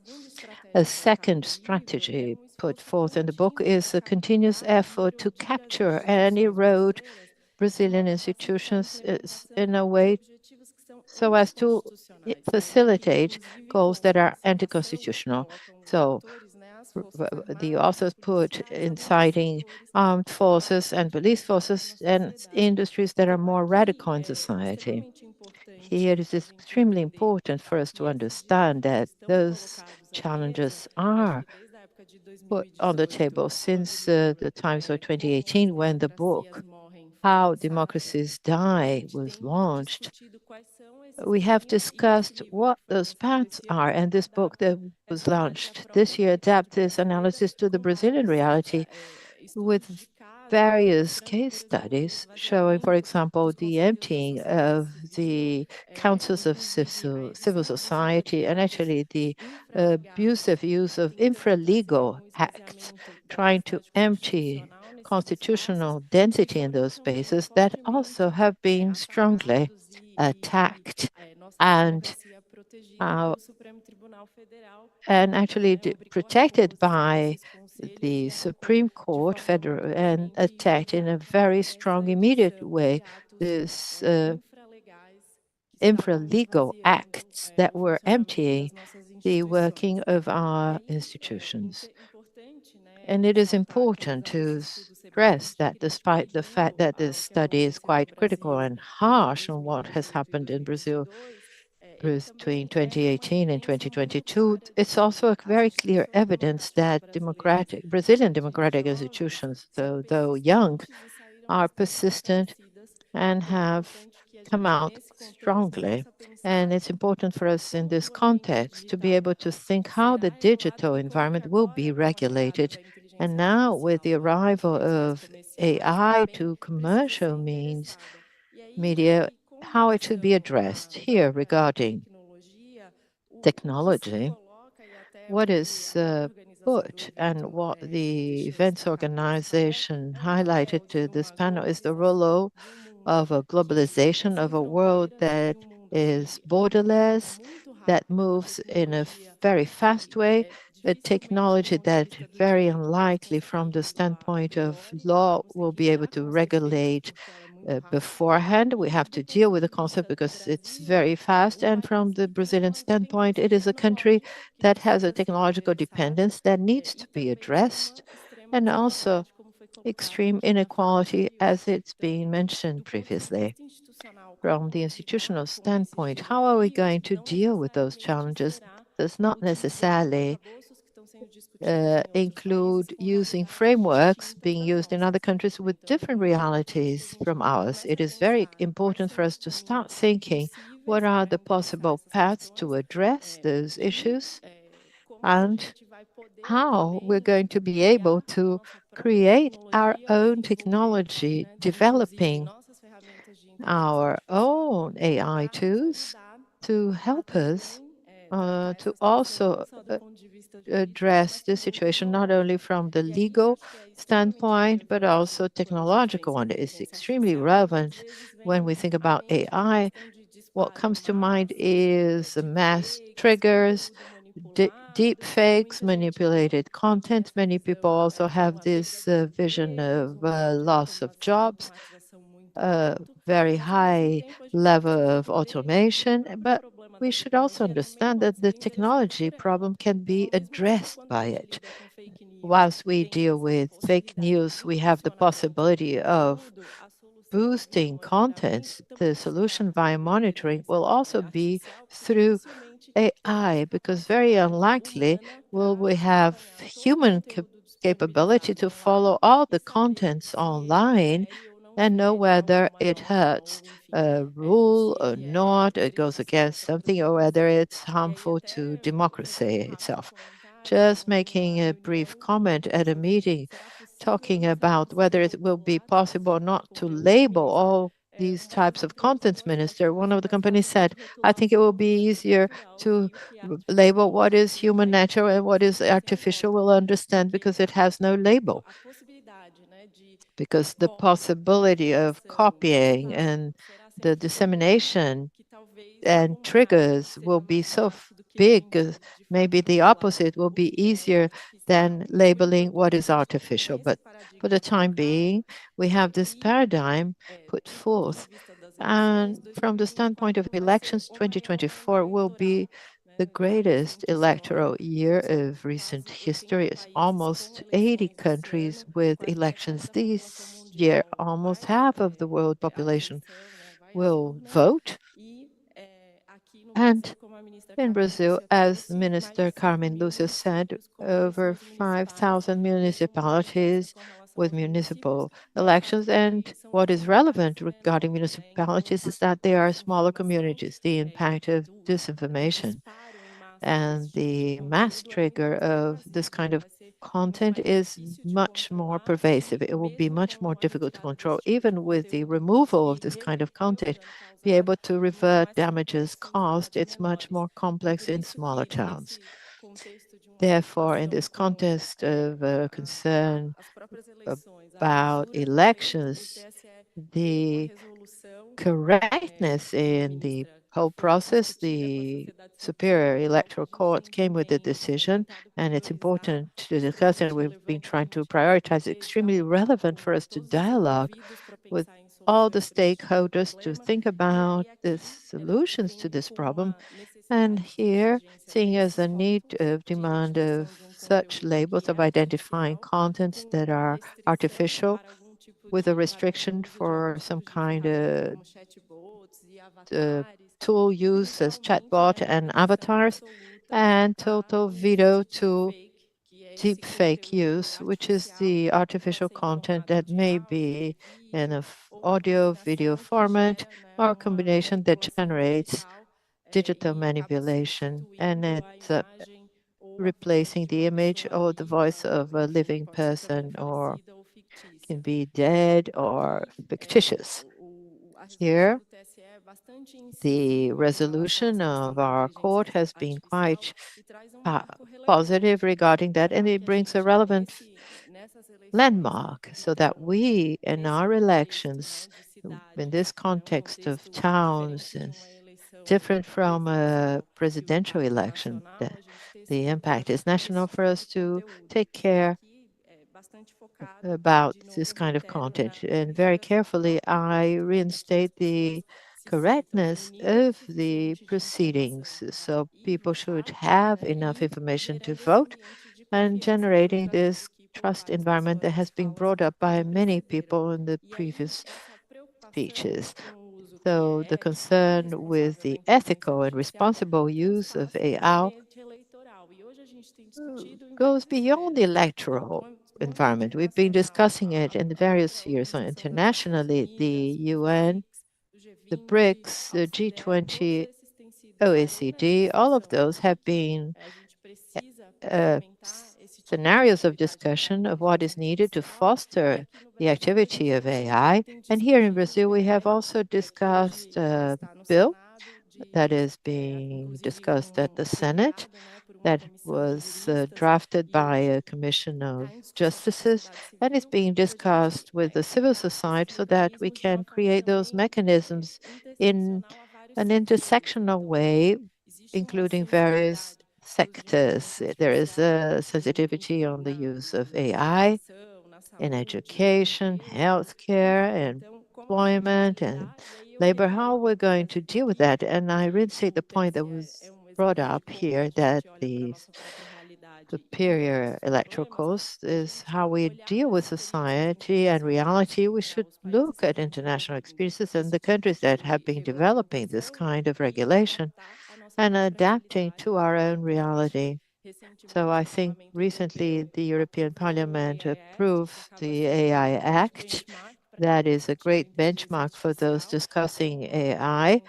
It is a regulation that is inserted within a digital strategy drafted by the European Union, addressing protection of rights and other normative acts to promote the development of technology and encouraging innovation. The US also has been carrying out this debate. The Biden administration has been positioning itself regarding the use of this type of technology, and I believe, well, had access to a recent study of the São Paulo State University showing that almost 170 countries are discussing the effects of AI. So when it is put forth that it is a world problem, actually it goes beyond borders. And as this year, that is a year that which we have elections in so many countries, I am totally certain that we're going to leave with learnings as to how to think about mechanisms, implement them to protect our democracies and also protecting the evolution of this technology in an ethical and responsible way. Moving towards the end of my talk, our main questioning here at the panel how democracy survive. And I agree with Minister Carmen Lucia is that we should say how they live. We move away from the space of threat and should start thinking about this permanence condition. I strongly believe that looking at the problems that I brought up at the beginning of my talk, the promotion of strong civic culture that will be key, and it should be geared to political engagement. People should increasingly think that they are comfortable taking part in politics. With that, we need to have initiatives geared to this political education and community engagement so that this is part of the day-to-day of people and they show relevance of those that represent them in those political spaces, taking their demands and feeling increasingly more comfortable so that this institutional arrangement brings the necessary trust as is being put previously. The rates are quite alarming regarding trust of people, including in institutions. Something that we should always bear in mind is that Brazil is this unequal country. It's a continental size country, so the specificities of every space, every community should always be taken into consideration. When I say and I talk about the size of Brazil and the fact that we have this inequality in our history and we've had it for so long, what draws my attention is the fact that our absence of significant connectivity. We're discussing a problem of the internet, how the internet impacts people's lives and elections themselves. And in Brazil, almost a third of the population has no access to the internet or have extremely precarious access. A way of our encouraging this political education and priority involvement is to take internet access to those communities that it facilitates this kind of understanding and actually the very development of critical thinking, of education more geared to those political issues. And I think a second point I'd like to bring up is the strengthening itself. It's a continuous question. Strengthening Brazilian institutions. Every step we take leads us to this way. It's perennial.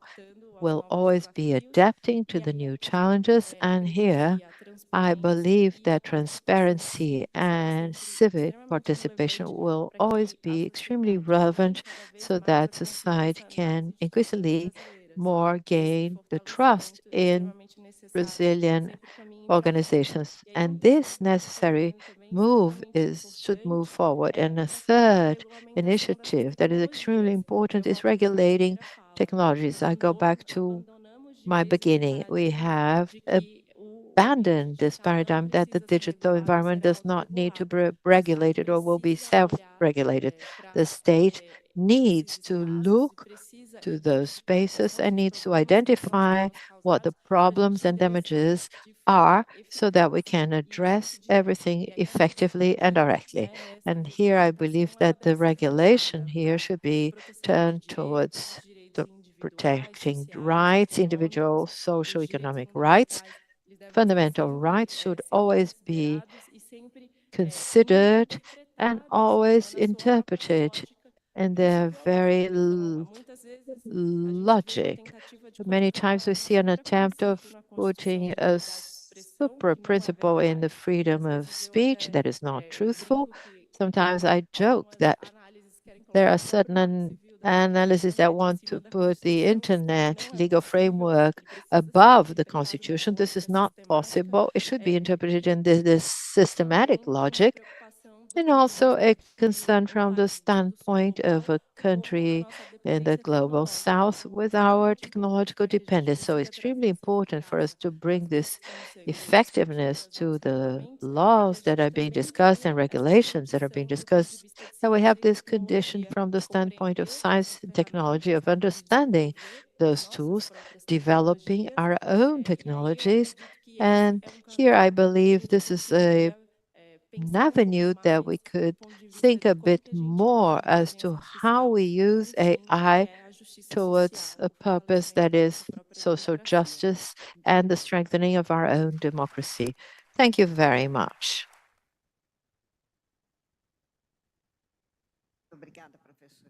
Thank you, Professor Lilian, for your notes and observations that meet what Professor Kevin Casasamora said. In that sense, of you are all in agreement with the challenges and the difference and impacts and whatever they can cause in elections and democracy. And this is one of the main problems that we face. Now, we voters, citizens, and governments in each country, and especially legislators, the Brazilian electoral justice, we plan and organize and perform and manage the elections, and we judge in this Brazilian model. So for us, this is a topic that has centrality in this year of 2024. Once again, I would like to invite Professor Marco Rudiger to make his presentation also in 20 minutes already, thanking your participation beforehand. Professor, you have the floor. First of all, I would like to thank the opportunity for Fundação Getúlio Vargas for inviting the communication case, especially the new School of Digital Communication, and allow us to contribute in such an important debate. I just would like to make some references right at the beginning. First, this work is something that we have been doing for 15 years in a lab that was quite pioneer in Brazil and was transformed into a school to disclose knowledge and not only measuring the social process, but especially disclosing knowledge, forming new generations of leaders that understand the issues that are a challenge to us and on which we pay attention today. And even more, we have received support from the German government through their embassy and the Ministry of Foreign Affairs, and also a substantial grant from the European Union that helped us to move forward, even with the presentation of the Bundestag of the Brazilian political process according to the point of view of the dissemination and the circulation of information in the digital arena and some other things that threaten democracy because of the use of malicious information and memes and fake news, disinformation, and institutional attacks. So this is the work that has been receiving the support and for which I'm very grateful. I would like to start trying to be very objective and give time for the minister to make comments and all those who are waiting for the minister to comments about the new elections coming. But I would like to start saying that I believe that it is quite clear to all of us that democracies are under attack. So it is timely to have this panel mentioning it as how democracies live. They live struggling to live, to survive. There is no other way. Democracies, they reaffirm themselves every day, every moment. It has always been like this. And if we consider all the history, the idea of democracy itself, it's not something majoritary. If we go back some decades, I have many questions about that. So there is a difference in this moment that They continue fighting to survive in their daily activities. And then here I highlighted that not only in terms of the traditional powers, executive, legislative, judiciary, but also the media, that might be the fifth power, with the capacity of the social networks in their discussion and debates. 20 years ago, the perspective that we had, I remember Professor Manuel Castello, it was a very positive perspective of the use of the networks for a consultation using these means in topics that might be important and arriving consensus in society. Professor Castello understands that we went into a different direction, and even though this possibility exists, we have to explore it at most, because today it also opens room for the construction of narratives that are totally anti-democratic and disruptive. And I wanted to mention this to contextualize, perhaps, even if we are very much concerned with democracy in Brazil, democracy is under attack worldwide.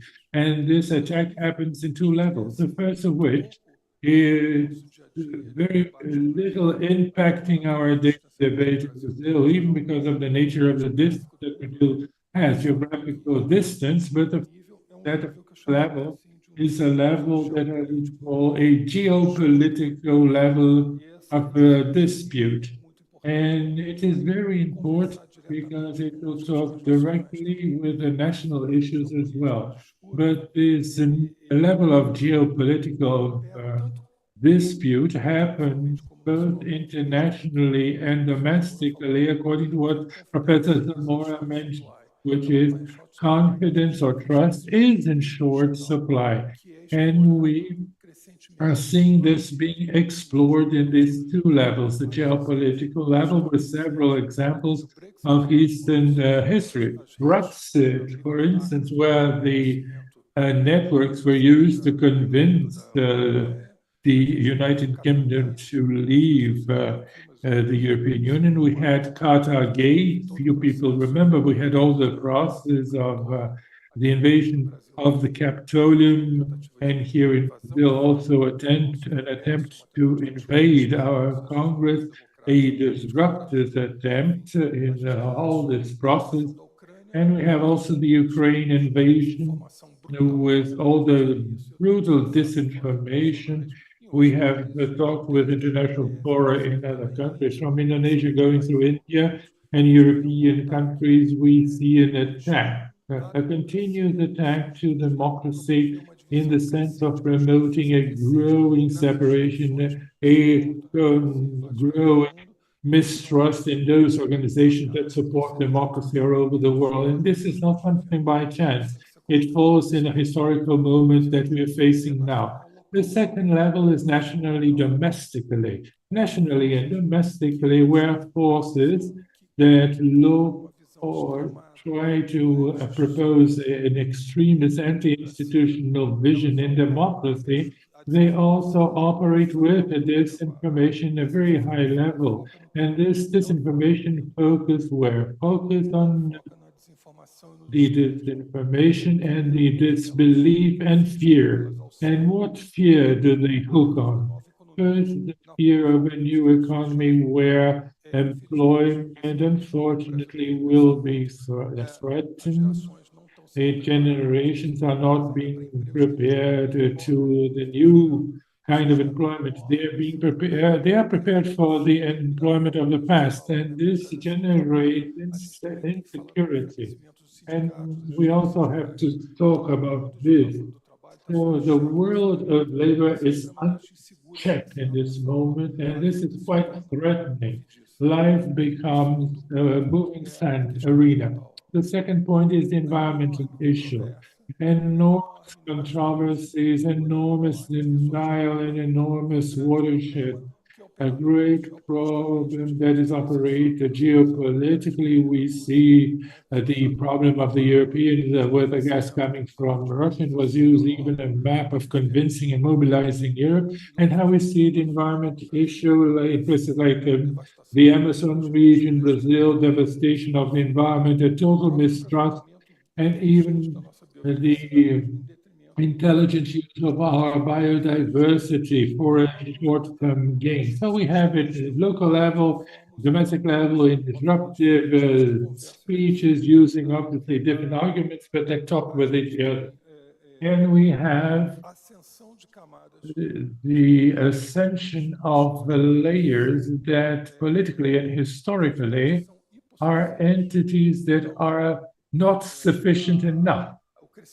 So the growth of the importance of the role of the reivindications of gender by women, for instance, the point of minorities and different levels, all of this becomes a threat to the status quo that is melting and generates an opposite reaction in the search for identities that many times are manipulated abusively to undermine democracy, providing a wrong expectation that the world can go back in time and a past that never existed can be restored. And then you open space for nihilism or a total disbelief in the institutions and democracy. And then you have the authoritarian speech and the attempts to destroy democracy, as we have seen before. So this is a picture that's being painted. It's a picture that we have on the table that we have to be very careful with. I'm going to bring some data here about the tragedy of Rio Grande do Sul. In this moment, I am sympathetic with our brothers in Rio Grande do Sul. This has galvanized a national empathy. And in the beginning of the debates, we have made a follow-up very carefully in the debate, a debate of horror to tragedy and solidarity in the attempts of mobilization. But what we have seen in a very short time, the debate, let's say so, of the good fight to favor our brothers from down south, that even generates an example for us to think on the environmental issues of the country as a whole, is overcome by a discussion that in the first place is supported by disinformation, and in the second place of whistleblowing this own fake news. And this is interesting, and I will provide some data about it. There's events in Rio Grande do Sul as of 17th of March, gained some force inside the informational war. So basically what happened is that not only fake news circulated recently, even saying that the Brazilian state would do nothing, and even providing causes for the astonishment, for my astonishment, religious causes to what happened there, just like in Brumadinho, Mariana, Petrópolis, and other places where we saw terrible tragedies, that they could be undergoing this kind of analysis. But this is the misinformation that circulated a lot and the attempt of containing. So if we put those things together, this debate placed on the second plan the issue itself and became a great debate of the networks, if truth is being spread or not. So in Instagram, only on May the 8th, 2 million interactions on this debate, if it was true or not, the circulating information and not the objective of helping the South.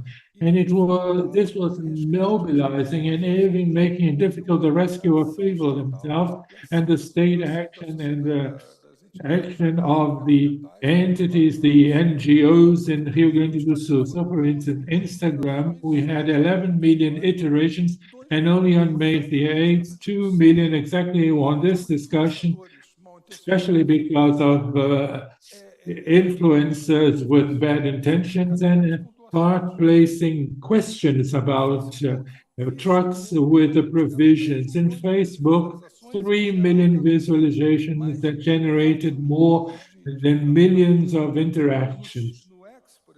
In X, former Twitter, 1/3 of the publications about the Rio Grande do Sul were associated on debates about disinformation instead of keeping the focus on how to rescue people, how to mitigate their suffering, how to think a strategy to Brazil, because this can be a new normal. The groups that we followed up on WhatsApp, for instance, we saw the increase more than 16 times on disinformation of discussions associated to Rio Grande do Sul.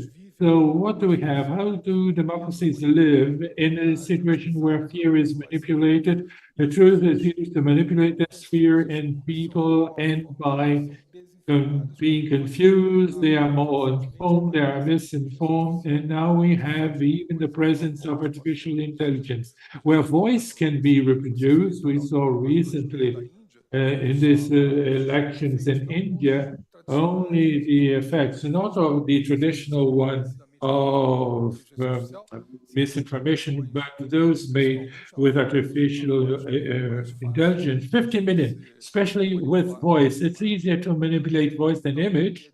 And so it is difficult also to see when something is and when something is not the use of artificial intelligence. There were a case of politicians that were resuscitated to support candidates. So these are issues that are challenging our democracy and democracy all over the world as a whole. And even I was reading something about this, that it was offered to Scarlett Johansson, if I'm not mistaken, for the use of her voice in the ChatGPT, and she denied. And now a new version was introduced with a voice just like hers. It's going to sue them. But then we see a situation where more and more we see the possibility of lack of credit as something central to democracy. There is no legal contract, no matter how good the legislators are. But if, regardless of what is said, I'm not going to sign something if I don't believe in it. And this is a core business in terms of trust. And so I'm close to the end, and I will meet my time rigorously. And the point is how, in this sense, we can strengthen democracy. We do that, strengthening the institution.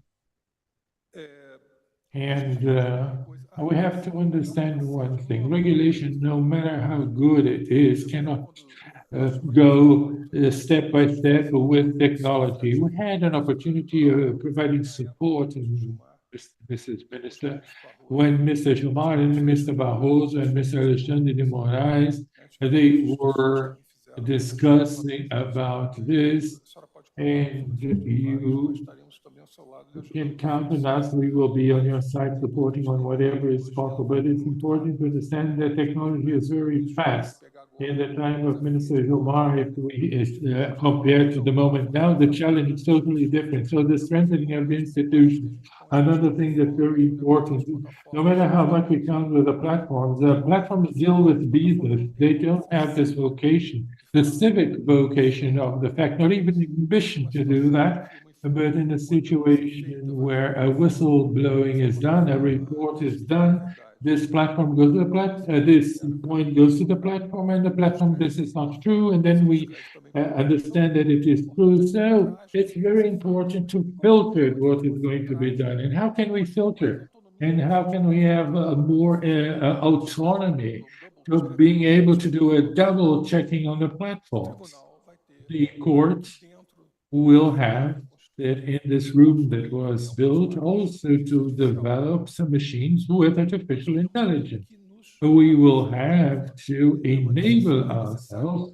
It is necessary an institutional development in the sense of incorporating technology, not to leave them only on the hands of platforms. Somehow we have to develop something that goes hand in hand with this technology. It's something that I have talked with colleagues or with mathematicians, and it is possible to create machines that will learn how to understand, how to see what is fake news. And we need to filter because this information always happens in politics. But what is important is that we know we must not make it, allow it to be disruptive. So what can we consider as a disinformation that threatens the democracy of the institution? Perhaps this is an important filter. And here, Lynn is right. We have to consider, we will need some filters on top of that. And here, we have to see about the limits. We cannot use democracy to destroy democracy itself. So this is a filter to be considered and a reflection that we have to do it quickly. What is the information that we are going to filter? In fact, and immediately, and we will demand it to be observed by the platforms. And above all, we cannot have a transfer of the mandate of the state to the platform so that they decide what is true, what is just, what is correct or not in the Brazilian democracy. Even because the platforms, they are not here in Brazil, they are not part of our culture, of our political structure, of our interests. So we must have a very big care, a strong care on how we can count with a platform better than regulator and the rules be designed. So the development of the institution is core, and we have to examine this very carefully and to receive the platforms or understand them as entities that can be used but need a regulation. They must have any kind of participation, but we cannot simply trust and delegate because this is what justifies the existence of the Brazilian state. The state has to control this, and the Brazilian society has to be aware of all this and know that the platforms are not and won't be. This we cannot never allow. And the algorithms, they are designed anywhere in the world, and I'm not even saying that it's bad faith, but different cultural visions that have to be considered. And just to close, the type of analysis that we do in Getúlio Vargas Foundations, we have hundreds and hundreds of pages of the streams written and defined with our language, showing what is not filtered, and with the different regional traits. And this we built in the institution.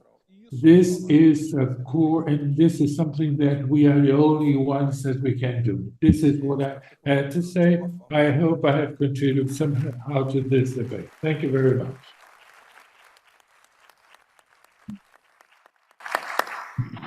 Muito obrigada, professor Marco, que também, como professor Kevin Thank you, Professor Marcos, as Professor Kevin and Lillian has mentioned, is, they have this point in common, the notion that we have a problem, since in AI, we have a technology that could be just a machine, but it interferes today on human beings, our choices and freedom.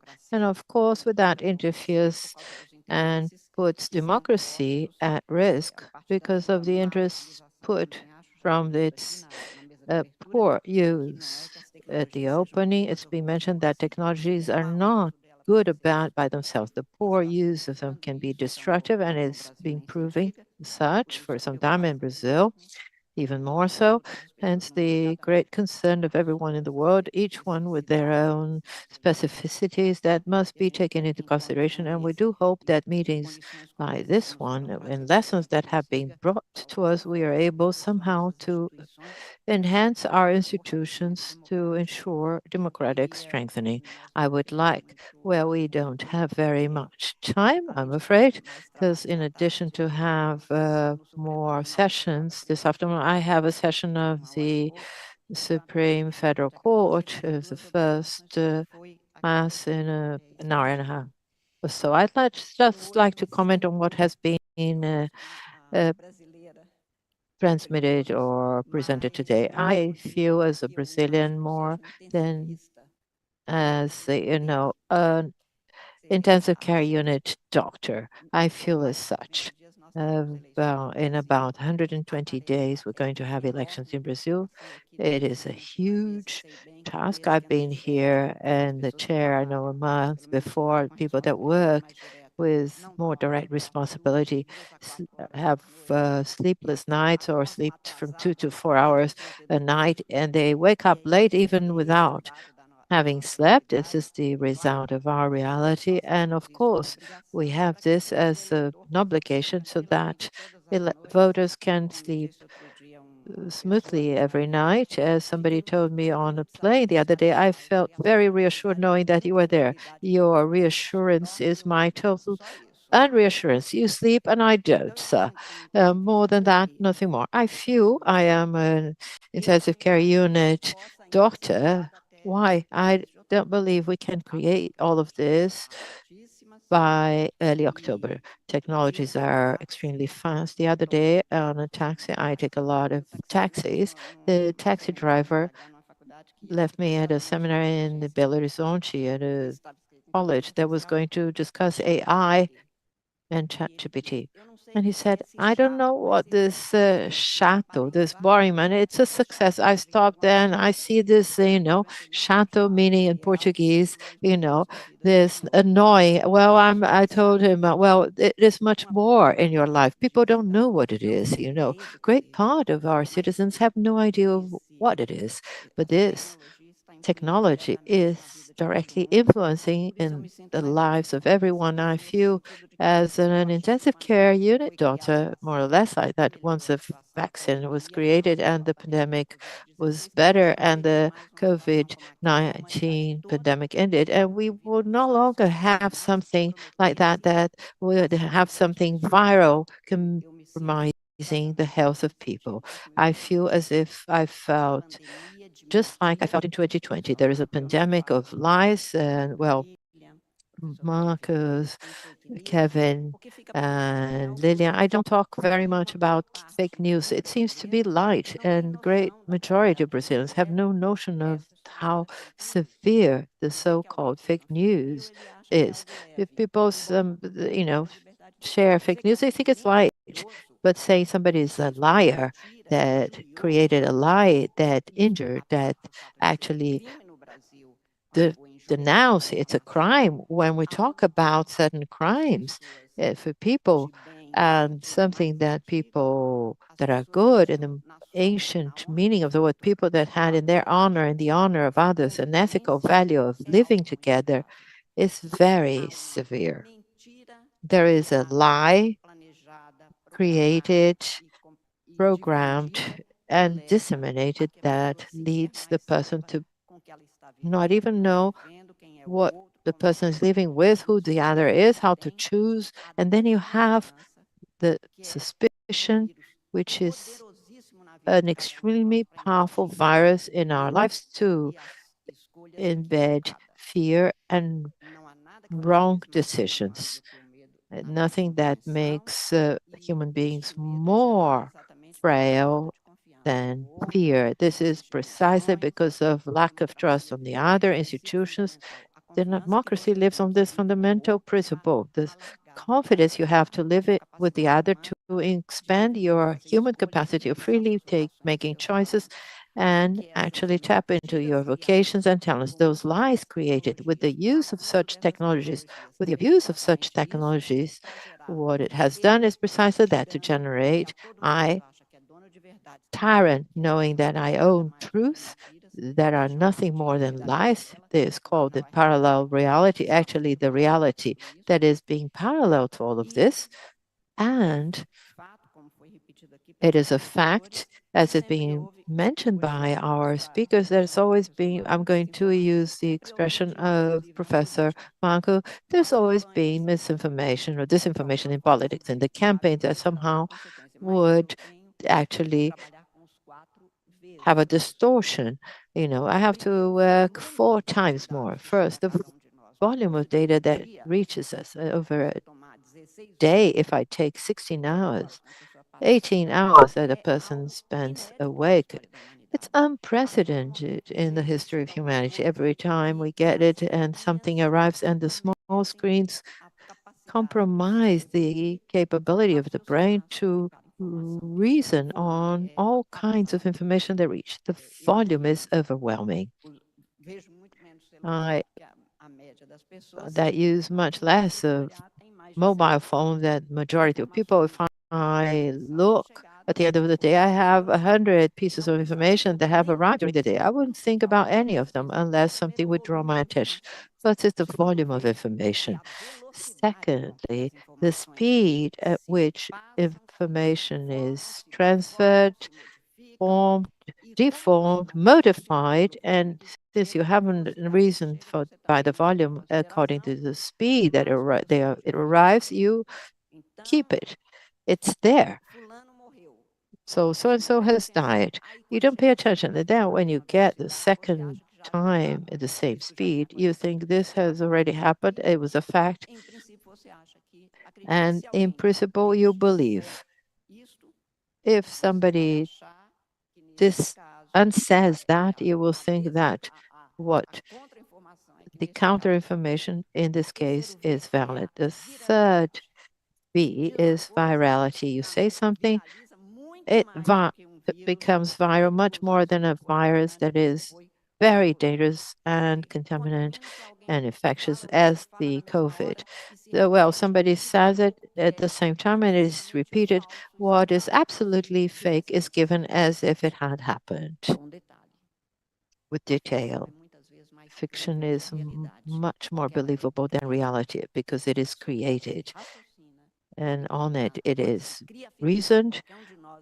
So once fiction is created, any of us read a book that at the end we think that the character is that or that. For us Brazilians who have read Machado de Assis, we still discuss Capitu. Well, it's enough to say that, well, she was good and that was she was to be blamed, or Bentinho, the other character, was silly. And the fourth V is verosimilarity, and that changes the similarities. Until a while ago, this was a glass, full stop. Professor Kevin was here, and he just said, really? Is it really? What if you see it in the machine that arrived to you? See this person, this professor with his voice saying something that is totally the opposite. I have already received several things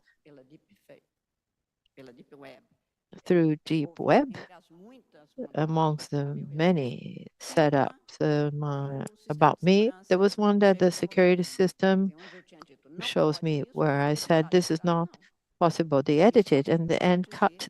No, I was there saying the opposite of what I had actually said.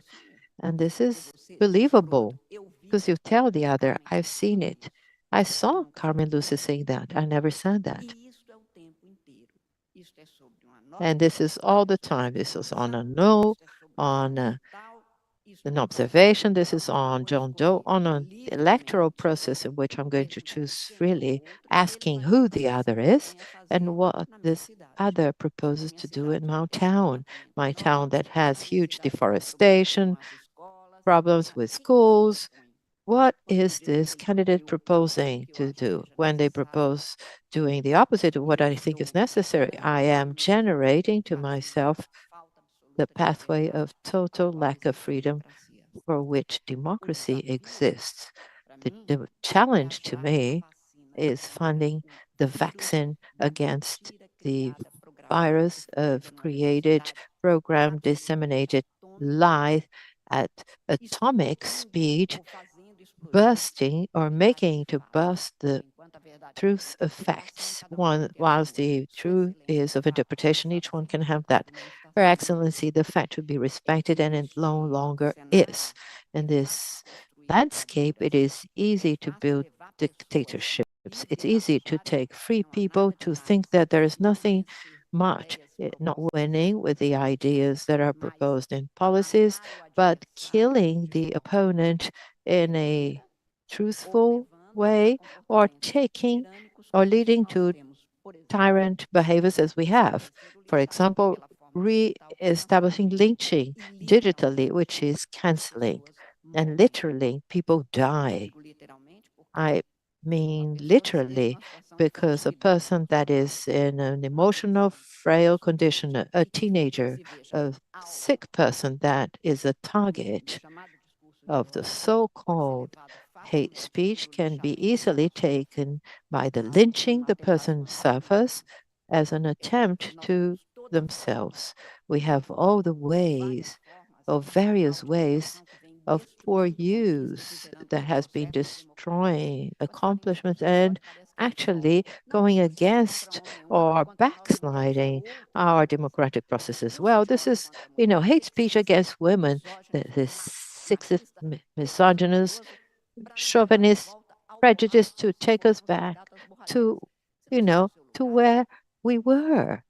Don't you know your place? We used to be. This is done generating the discourses that make in a few days, well, some female mayors that are in a position, they say, I will not run again. Why not? If this is a democratic accomplishment, hard to get here with a minimal representativeness it is legitimate that we want to have. I have a daughter that is 12 living with her grandmother with another town because of the hate speech, because my daughter could no longer go to school.